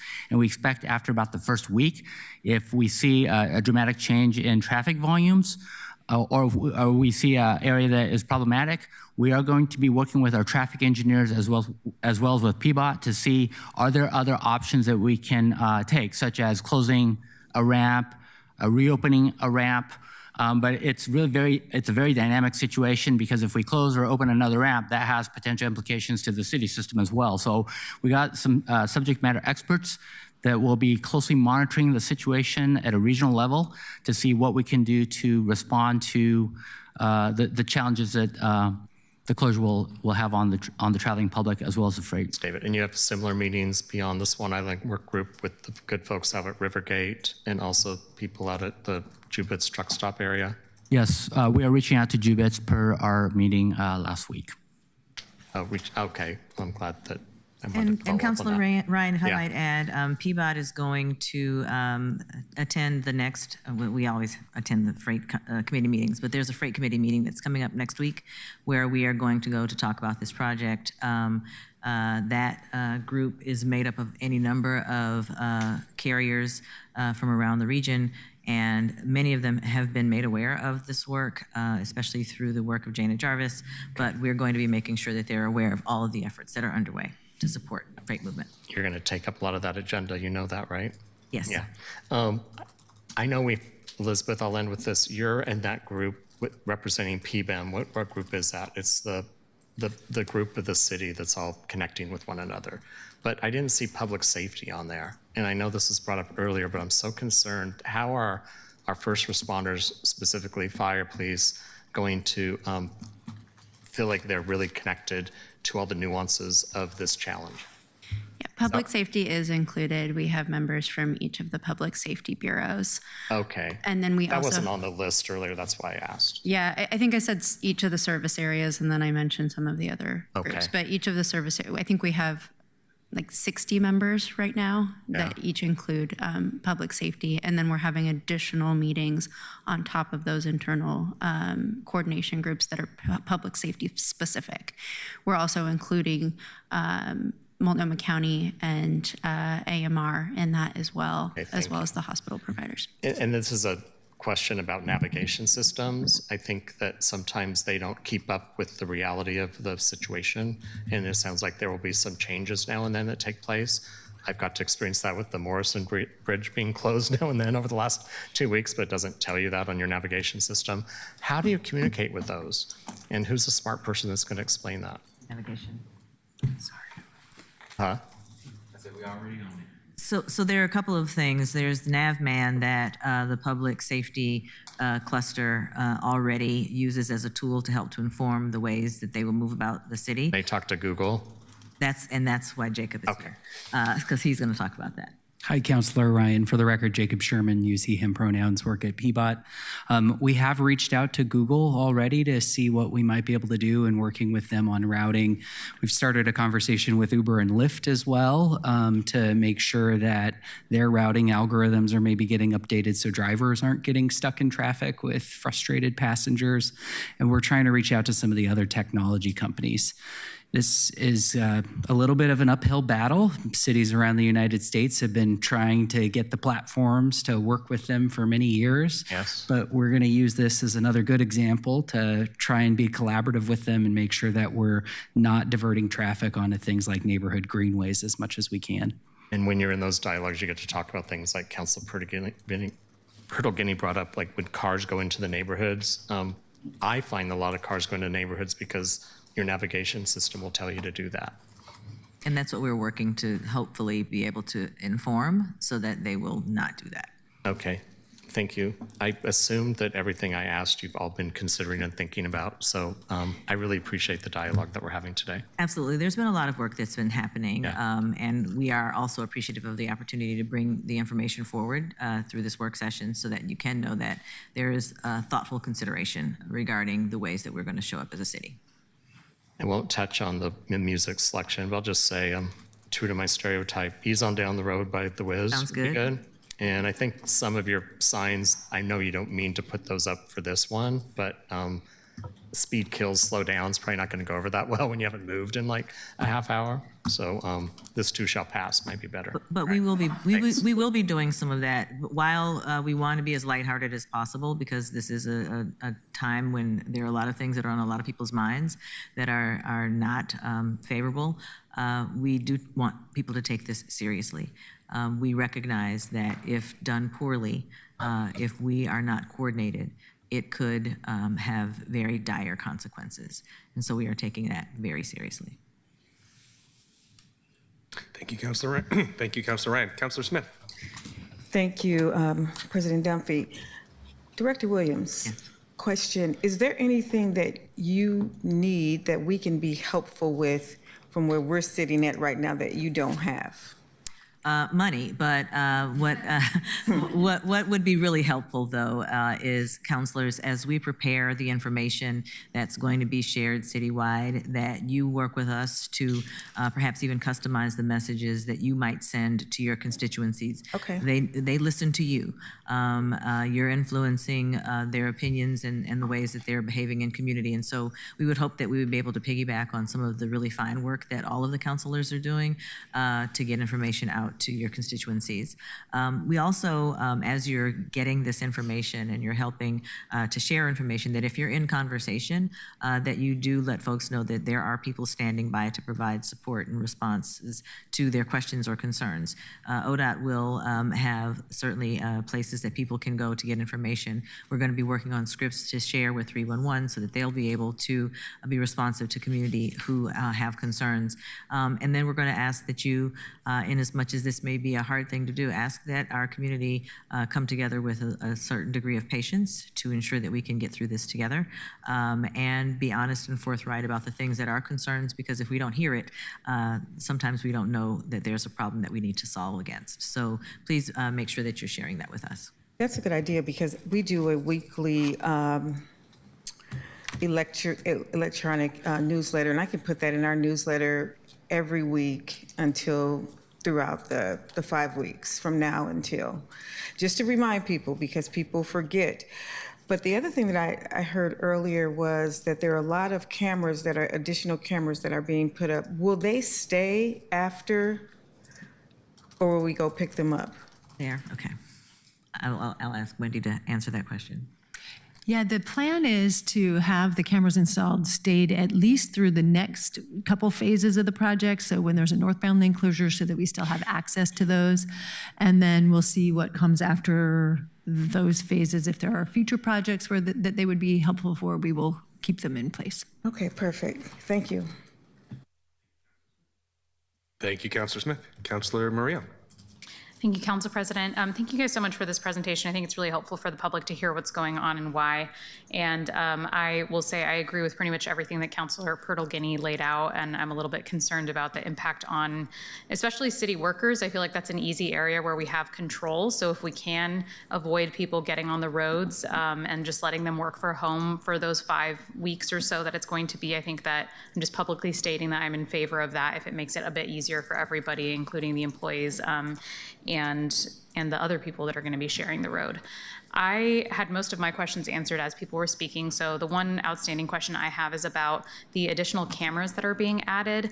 I was wondering if we have any details about what company, whose cameras they are, what the data sharing aspects are of that. Like, is it Flock? Is it something else?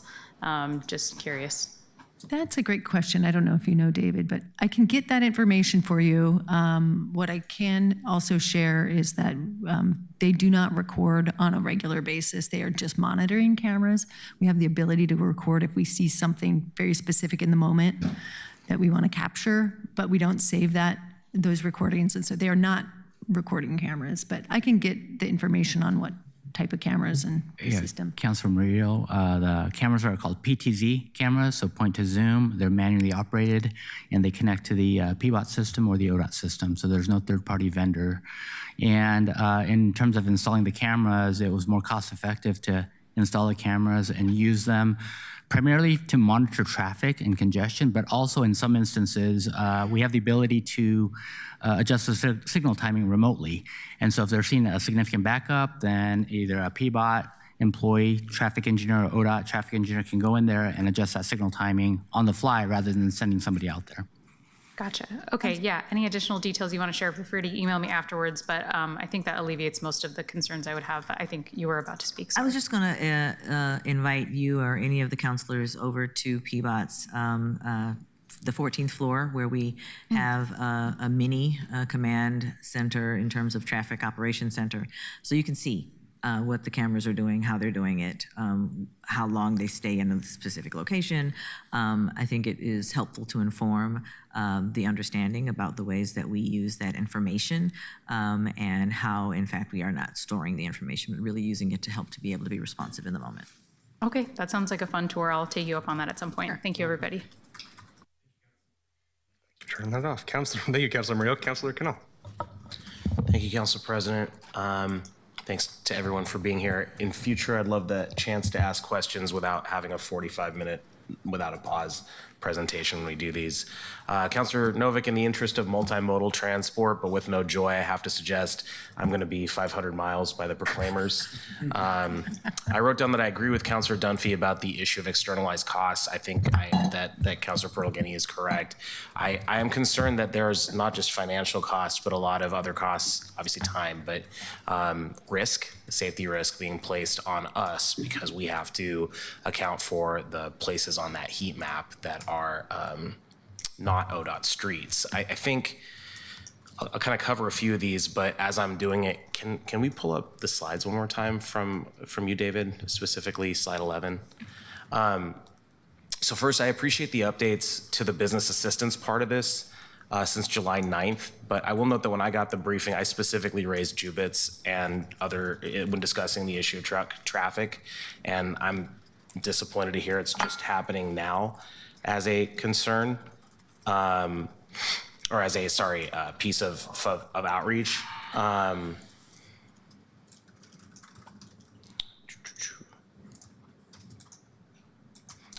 Yeah, okay, so this slide on the construction workforce, do you have disaggregated data for the light blue? We should have disaggregated, yes. Okay, because I don't think it's fair to either women or to people of color to combine these statistics.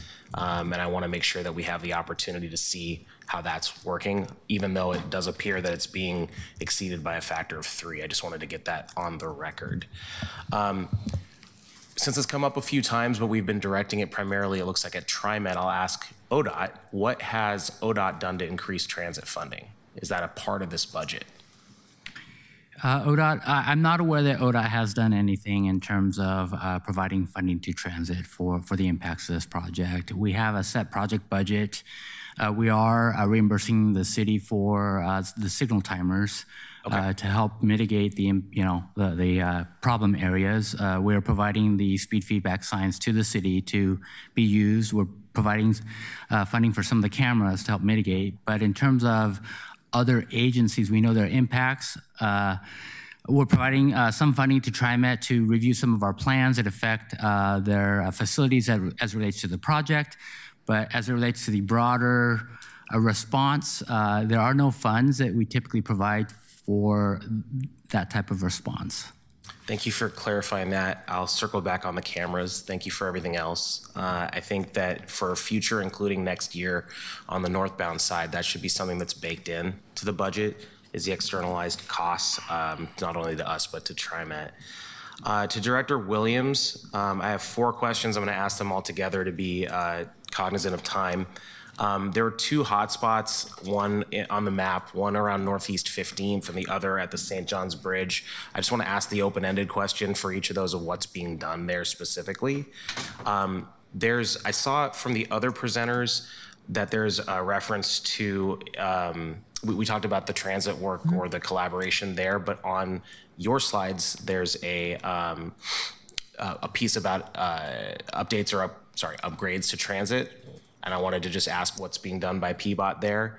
And then just to get on the record, I guess this one isn't a question, but I am particularly concerned about elementary schools too. As my D2 colleague pointed out, we have Beach, Boise, Elliott, Sabin, Irvington. They're all right in that area that will be affected, possibly Buckman, Alameda. There's quite a few that I think, I'm concerned about that, and I just would love to know what specifically is being done there in terms of access control to the area or any other updates. I'm trying to track all the questions. So the first one was about 15th Northeast 15th. And Northeast 15th, and then also St. John's. Yep, that was number 2, St. John's Bridge. You specifically referenced actually what we shared yesterday about some transit work that wasn't in today's presentation because we did want to make sure that we provided TriMet the opportunity to provide that response. So in the event that TriMet shares with us, I'm answering that question really quickly. In the event that TriMet shares with us that there's something that they would need for us to do to help to ensure that circulation of especially buses was enhanced, we would be able to work together to identify what that solution might look like. I think we all know about Rose lanes and the effectiveness of those. I'm not committing to a Rose lane, but I am suggesting that there may be some opportunities for us to do some exploration about how we can, at least on a temporary basis, provide some relief to ensure that we're not causing or allowing for automobile traffic or other freight traffic to hold up the buses and causing schedules to be delayed. Regarding 15th and St. John's, Wendy, is there specific work that's being done there? Those are included in the 20 to 30 signalized intersections, or like those hot spots that our signal engineers and traffic engineers will be looking at for improvements to signal timing. Some other things that we're looking at on these and other corridors to help potentially even transit and some other things are there opportunities to temporarily remove parking to allow for temporary right turn lanes or some things like that. So those are the types of things that we're looking at that are relatively easy to implement for a short period of time, relatively short period of time during the construction. And I know that's not all the questions. There were a couple more in there. Just more, anything on signal, access control or other updates around the schools? Sure. So Wendy kind of mentioned it before. One of the things that we're hoping to be able to lean in on is getting some crossing guards to support. Go ahead. No, I was going to say yes, crossing guards. And then also some of the temporary interventions that we did during the pandemic with the slow streets, if those are local streets. The crossing guards would mainly be on any neighborhood collectors that are impacted by this. And then the orange barrels with local street or shared street signage would be for some of the local streets that we could potentially be impacted, but we're still trying to determine what how far away from the collectors we think that traffic may divert. And so that's why we don't have like a full comprehensive plan right now that we can hand out and say, like, at this school, this is specifically what we'll be doing. We're still working on sort of the reach of some of these things. Yeah, I appreciate that. I'll also pitch more support for bike buses. And then with relation to the parking piece, I really like hearing that, and I think that's a good thing to use this as a test for. I think there are things that this provides an opportunity to test for the future, and there are things that I would prefer not to use this as an opportunity to test for as well. So, but this is one of the good ones, I would say. No need to come up, but I appreciate the update from Director Zito. I am happy to see the progress you've made. I want to keep pushing you and the mayor, who we all know is not the biggest fan of telework, to increase telework, even as I'm grateful for what you've already done. Director Perez, thanks for being here. Thanks for the updates. I want to follow up on the piece about ambulances and ask a question about Legacy Emanuel specifically. As you know, it's one of the 2 level 1 trauma centers in the area. Everybody north of Burnside all the way out to Gresham is supposed to get taken there. And so I'm curious about how we ensure access there. Looking at the area of the map, I think it's going to be close to that area. Yeah, so we are working on the local access lanes, and I'm wondering, Aaron, you want to come up? Musical chairs up here. For those watching online. Aaron Monning, he, him, his, Multnomah County EMS Administrator. We've been invited to coordinate with the team. There's AMR's been involved in that also. It is a regional trauma center. It receives a very large number of patients every day, not just from Multnomah County, but from the state. So we've sent a lot of notices out to get coordinated. Ambulances are just like any other vehicle. There's no magic there. They're going to deal with the congestion. They will take the path of least resistance to get patients to the right hospital, and that means more patients will likely go to OHSU during this closure, although if they can get through, they'll go to Emanuel. We also have Robin Holm here, who represents the Hospital Preparedness Organization, who we're also coordinating with. Again, we want to get patients where they can get definitive care, and that may be a trauma center or it may be another hospital until we can get there. Yeah, I think both sides of that, helping the folks who have to get there, and also diverting those that may, given the traffic, need to go to another place to get faster care at a lower level, lower acuity level, will be very helpful. And I'd love, as that gets developed in more detail, if we can get more information. And then this is kind of broadly, I pushed back in the briefing to Director Williams. I haven't passed this on to public safety, but as it relates to the cameras, this area is home to historic communities of color. It remains one of the most diverse areas in Portland. I'm concerned about over-policing using this as an entry point, and I want data that is not curated by police that shows me that didn't happen after this closure. Can enterprise services collect and process that data? And I guess I'm also asking this of our interim DCA, City Administrator.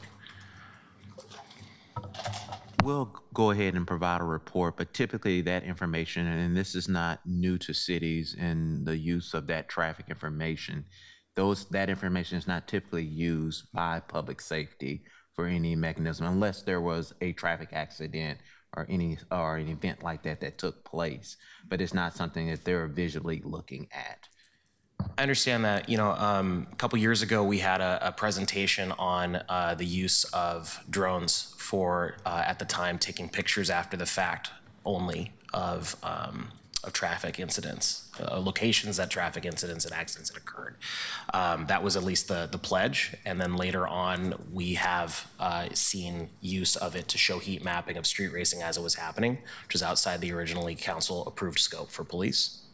So I think there is a context to wanting to ensure that there is not, after the approval expansion of the approved use of technology in this particular case. Does that contextualize their question a little bit better?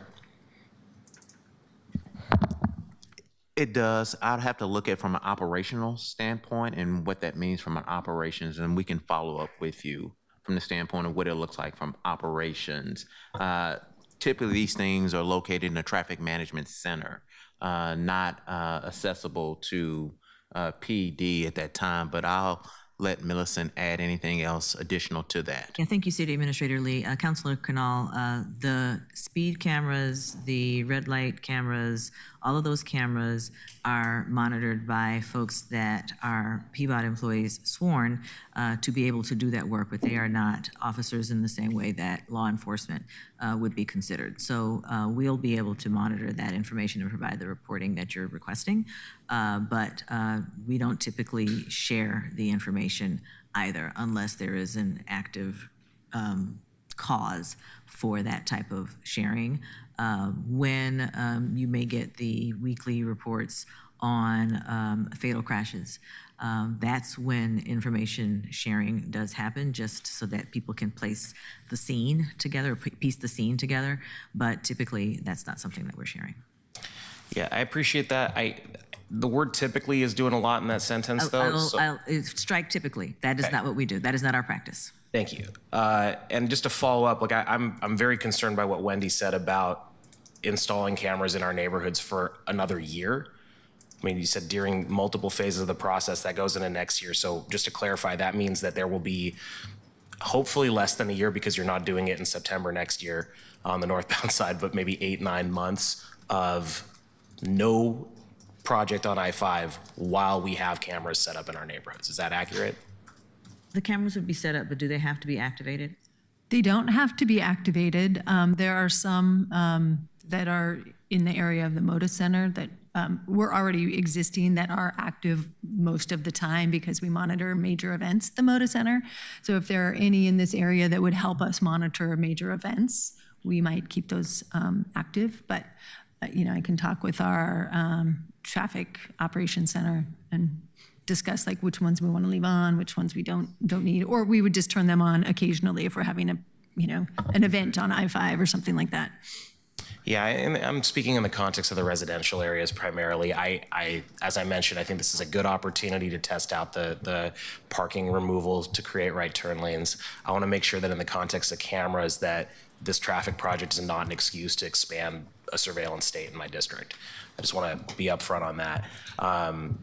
I will take the tour, but I'd also like to see the specs in writing for those about what it's able to, and talking about capacity primarily, not just usage, because we've seen that extension over time for what it's able to record and retain informationally, because I want to make sure that that's capacity doesn't have. And then for Nessa from TriMet, I just wanted to say first, thank you for being here. I know you're doing the best you can given the indefensible cuts that the state has given to your budget. I appreciate you and your team. I also want to push on more frequent service on the yellow line as well. I'm comfortable if it's single cars to do that. I think the frequency is more important. I have one other question here, which is TriMet, and if not, why not, delaying its layoffs until after this process? Our layoffs are almost complete at this time. So they'll be complete in the next 2 weeks.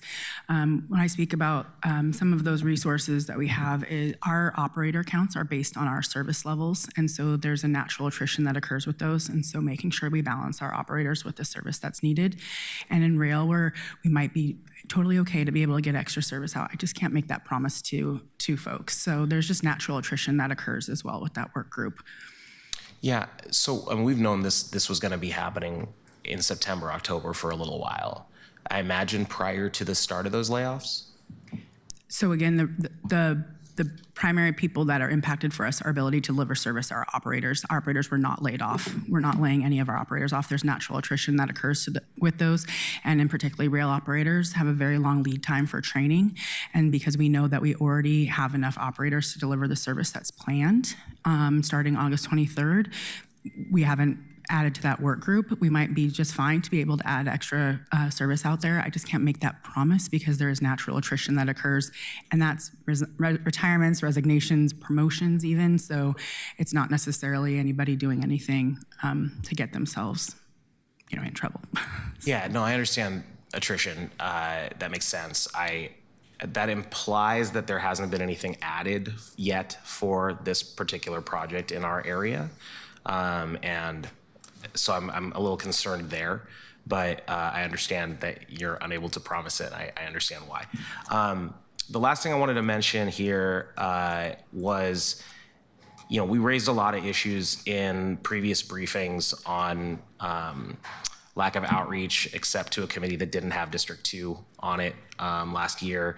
Inviting folks to come out and present at existing or engage with the public at existing events, including engaging with council, because we're out in the community quite a bit and often are running events and would love to have your folks out. I appreciate ODOT following up on that. Concerned about the redirection of traffic, including people who maybe aren't as familiar, Clark County drivers, with our city streets, and the impact there on safety, business promotions, business outreach, not just in the downtown or central city core, but all along the corridor. Haven't heard anything about Hayden Island right now, and in terms of access there. Would love to follow up there. But the thing that I wanted to just reiterate before closing here, I advocated for nighttime work enclosures. I understand that's not possible to do at this point for this year on this project, but I just want to put this on the record for next year. I understand that, it's not good to do that in residential areas. Given the area that we're talking about, that's less of a concern, not zero, but less. And it, I think, would dramatically, even though it would extend the life of the project, it would dramatically increase the safety during the daytime for those who are affected. So I just wanted to get that on the record as a question for when the northbound side gets worked on next year. Appreciate it. Thank you. Councilor, President Duffy and Councilor Canal, we put this up, Councilor Purtle-Guinea as well. We put this image up just to give you an idea or a reminder. Sorry, we put this image up as a reminder of what we did, especially during the pandemic, to discourage people from using local streets as cut through. Now, we also recognize we did this to create space for people to come outside and play because they've been cooped up in their houses for weeks, and that a lot of people were not driving. However, we still find it to be an effective tool in keeping people from using local streets when that signage is there. I'm proud to say that Portlanders in large part are quite compliant with some of the ways that we reimagine roadway use. If you'll think about a Rose Lane, we don't have wands all along Rose Lanes, but we don't see people driving in them either. And it's because people are respectful of the systems that we are putting in place. And so we can do this type of work, and as we're doing this physical work, also making sure we're doing that follow-up communication to ensure that people understand why it's important for us to keep people on those main streets, the collectors and arterials, that they pick different times to do their commutes or run their errands if they can, and that they look at keeping things local so that they won't have to drive, so that they can use bikes, so that they can walk. And to your point around business engagement, we're working with a number of associations with chambers to ensure that they are, yes, aware of what's happening, but also to encourage them to consider ways that they might be able to even open their doors even wider to those who may not normally be using those routes, so that they can benefit from having potentially additional either foot traffic or other type of traffic in their businesses. Thank you, Councilor Canal. You can take that down. Thank you. Thank you all. All right, we got 3 more councilors in the queue, and then we're out of here. Councilor Green. Thank you, Councilor President. I'll keep my comments brief. First of all, I always love to go into a control room. It's one of my favorite things to do. I'm going to go into any control room that I'm ever invited into. Standing offer to go into the control room. Love it. Our doors swing on welcome hinges. All right. So I got in the queue largely because Councilor Purtle-Guinea said something that made me just do this, but people on the screen don't see that. And so I wanted to reaffirm that reaction. You had raised the issue about frequency. And that's been set up here a lot. I just needed to add to that because people switch away from transit because of a lack of frequency. That's the single largest reason why people stop taking public transit and start taking something else. There's a lot of reasons, but that's the reason. It's the reliability. And so I fully acknowledge and understand the budget cuts everyone's facing. You can't just wave a magic wand on that, but we're about to enter basically a natural experiment where there is a disruption that is probably a one in, I'm not going to throw out probabilities, but this is a extraordinary disruption that will not probably happen again. Well, there will be the northbound closure, but it will be, this is a very specific disruption that is not likely to occur on a normal basis. And so what brings people back, once you lose them from in-mode switch from TriMet or from transit back to automobiles, is another natural shock. That's how you can get someone back, is that they face the 2.5-hour commute, and then they start to think, well, shoot, maybe I'll try this again. And so if we have to pester everyone for some money and kind of dig deep and ask ourselves if is this outside of our budget and outside of our authority and protocol, I think this is the time to do it, because this is where we make the most hay. So you're hearing a lot of political, I would say, consensus from this dais that it's worth asking those questions and trying to see if we can find a way to help each other out in this moment. So that way we can support the frequency in this natural experiment to see if people would actually be comfortable ditching their cars with a park and ride and coming back to the transit system, which will then yield long-run revenues that TriMet desperately needs, because there's a subsidy problem too. And so if you can grow that ridership on your own, then you've solved your structural problems. And so I know that you know this. I'm acknowledging that there's a systemic interplay here, that we have a huge opportunity to put our thumb on the scale and say, what can we do for a very low cost? It's not free, but it is a low cost that could potentially reverse course on what might be a death spiral for our transit system, because that's what we're facing. So I wanted to lay that out there, and I know the Director Williams head nod quite well at this point, and so do you have a response to that? I'm with you on that. I think it is the opportunity. You never waste a good disaster. Yeah. And so this is a way for TriMet to reintroduce itself to community, for people to develop the trust in the system again, and for the city to serve as a partner in helping to cause people to consider it as an option. Certainly doing that in partnership with ODOT, but we have as much of an opportunity as an obligation to help our partner to be successful in this moment. So we are happy to do whatever we can to encourage that. And that's always been at the top of our minds. When we've talked about it internal to PBOT, we were just saying, this is the moment. This is when we can dispel the mythology. So we're happy to help to lean in on that. I've had a meaningful conversation with GM Dessous as well. He has indicated he is excited about being able to be that partner and show up well. And I know that Inessa or COO of ITCO has spoken to the work that they're doing and the challenges that they have. But I know that in their hearts, that commitment is there. Just figuring out how to get there is going to be what we have the opportunity to do in this very short window. Thank you. I just think that all of us in government positions of leadership, whether we're elected or not, we have a huge obligation and duty in this moment to spend whatever political capital we need to spend to make that happen, because we are all part of why we got to this place where TriMet has no funding, but we're widening freeways. And so I'll leave that part alone and leave it there. Those decisions have been made, and so, but we don't have to keep ignoring that systemic interplay. So that's all I wanted to say. Thank you so much for the work session. No one's going to like this, but it seems like the least cost approach to things, and so thank you. Thank you, Councilor Green. Councilor Koyamalan. Thanks.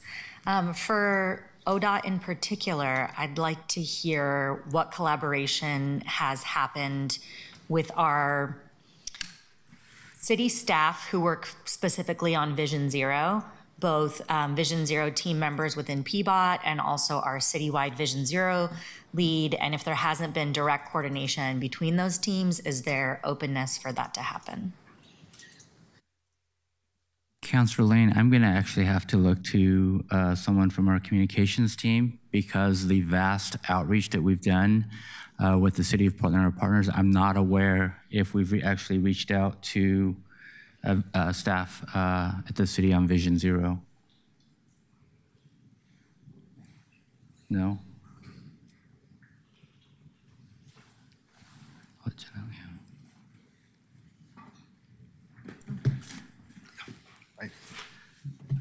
For the record, John L. Bell, supporting ODOT spousal strategies.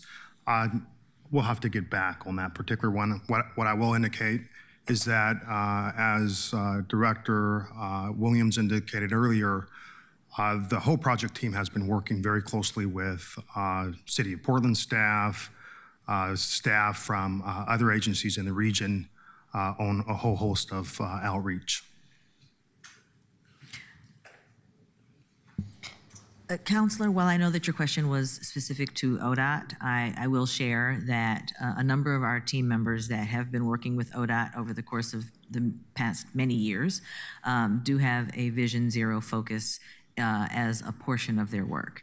And so I can share that with assurance that there are Vision Zero considerations as we've thought about what we would be able to do, not just specific to this closure, but the I-5 Rose Quarter transformational project overall, and we'll continue to do that. But I recognize that question was for ODOT, but I did want to offer that given that David is newer to this project, although albeit not new to project delivery from a statewide level, there may be some intricacies and intimate details that he is unaware of. So I just wanted to stand to share that. Thank you, Director. And I know this is something that you care a lot about, and you have team members who have a wealth of experience and tools. And so I just encourage from ODOT that continued work.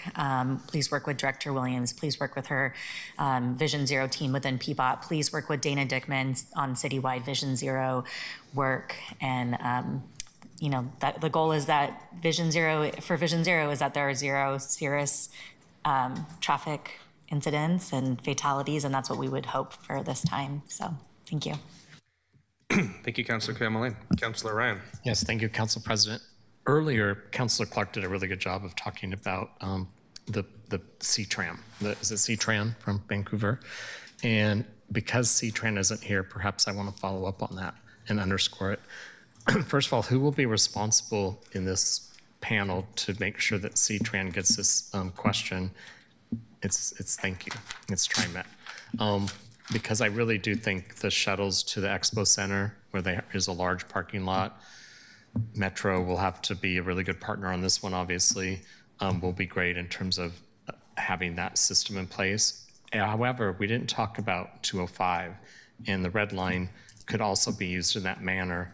And hopefully our friends at the port, PDX, has some temporary parking lots they could put out there in some of their long-term parking areas. I don't know. I'm just looking at the landmass out there, or maybe I think going all the way to Gateway would be a failure because it will be so congested. So I think something around the first stop on both I-5 and 205 would make sense. But not having the C-Tran buses downtown is a big deal, and making sure we have that system in place is also a big deal. Thank you. I can add that PBEM can take the lead on reaching out to C-Tran from the city. And then I'll just note that Port of Portland is also in our multi-agency coordination, so that's Great. another idea that we can bring to them. You're kind of speaking to the beauty of this project, this is positive. I think people complain a lot because our silos don't connect and work in a systemic way very often. I think you do more than people realize it, but this is an opportunity for us to show that multi-agencies and multi-different governments can actually come together to do something right for 5 weeks. So we're all rooting for you, and I think the way that you're being responsive to these questions and the way that you're talking to each other like you're on the same team is giving me some hope. Thanks. Councilor Ryan, if I may, just a couple comments on your statements. I used to work at C-Tran. I used to be their COO, and so it's very common for them across the river to run to Expo Center, whether there's a disruption downtown or a light rail situation, whatever. They also go into Park Rose as well, and we have other park and rides in the area. So we'll be coordinating that in our messaging, which I haven't spoke much about. TriMet has an entire internal and external communication plan, piggybacks on ODOT, as well as things that are specialized for our riders, including alerts for folks on certain routes, right, that if there's any changes on those. Someone mentioned NAV, our real-time tracks all of that as well, so people will be able to see that. But and with respect to Expo, our partners at ODOT have reached out to Metro, and there will be conversations on that moving forward. So hopefully I'm not too out of line by saying that, but it's been on our radar as something to make sure we can get more space. TriMet only has 100 spaces there, but only about 10 are actively used. So we do have capacity already, but 90 cars is only 90 cars. So. Councilor Ryan, if I may, it's Millicent. Some years ago, I saw an advertisement. It was for a transit provider in Canada, and they were highlighting the ways to move a lot of people really quickly without having a significant impact on the environment and on traffic congestion. And it was actually the bus. And so if you have, how many seats on a bus, average bus? So an average bus has a seated load of 33, full standing load's 40, and a crush load's about 52. So 52 people potentially not driving in exchange for one bus. I recognize the value and beauty of potentially doing that park and ride and shuttling people to transit, but to the light rail. But if people will consider transit, I think that it has a really significant net effect that we can benefit from. One bus versus 50 cars or 30 cars is a big difference. And we can facilitate moving one bus better than we can facilitate moving 20, 30 cars. Thank you, Director Williams. I do think that this is an opportunity for ridership on Max to go up. There's so many people in my neighborhood that haven't ridden it since just around COVID, and there's reasons for that. So now that we'll have more people on it, I think they'll feel safer. They'll remember that this is a great way to commute. So I hope we look at those kind of results from this. Like, I know that you keep track of data on ridership, so it'd be great to look at what it is before, what it is during, and then to see that net impact of increase after this closure. Absolutely. We track all of that very closely during every single event. We actually give a report every week to the mayor's office on ridership and the impact of events in downtown and things like that to bring people into the city. So it's always something that we're paying attention to, helps inform all the decisions we make about service changes. And so there's an opportunity to have folks come back and see how easy it is to use Max. I want to remind folks that we help 205 as well. We got the red line over there, and we coming in, and we have the orange line that comes in from Milwaukee on the south side. So let's not forget that there's folks down there that can get into the city that way as well. And to Millicent, your point, our friends to the north do run a mean bus system into town, and they do run 60 foots into town, which even hold more people, so it takes even more cars off the road. So there's efforts there, and I appreciate Councilor Green's comments on the opportunity. We also want to make sure that it's the best experience that they have, and unfortunately, as been mentioned, we know the buses will also get stuck in the same traffic, so we want to make sure that what we're providing is reliable and they have a good experience, because the last thing we want to do is have them have a really unpleasant experience and then not want to come back either. So we're really working to find the balance of all of those things. As Millicent said, we are always looking at a way to serve our city with transit the best way we can. So a new goal is ridership to go up for red, orange, and yellow. Oh no, did I do that? Yeah. Appreciate your enthusiasm. Yeah. Thank you, Councilor Ryan. Colleagues, that is everyone in the queue. We've had, I think everyone who wanted to had an opportunity to ask. I want to thank all the staff who were here, who came and presented. We got 5 weeks until we got 5 weeks of closure. And despite the best efforts of all the people in this room, it's going to be messy. To all the tax dodgers in Vancouver, there's always an opportunity for you to come on back down to Portland. Help us reduce some of that traffic in the first place. But With that, we are adjourned. Thank you. Thank you.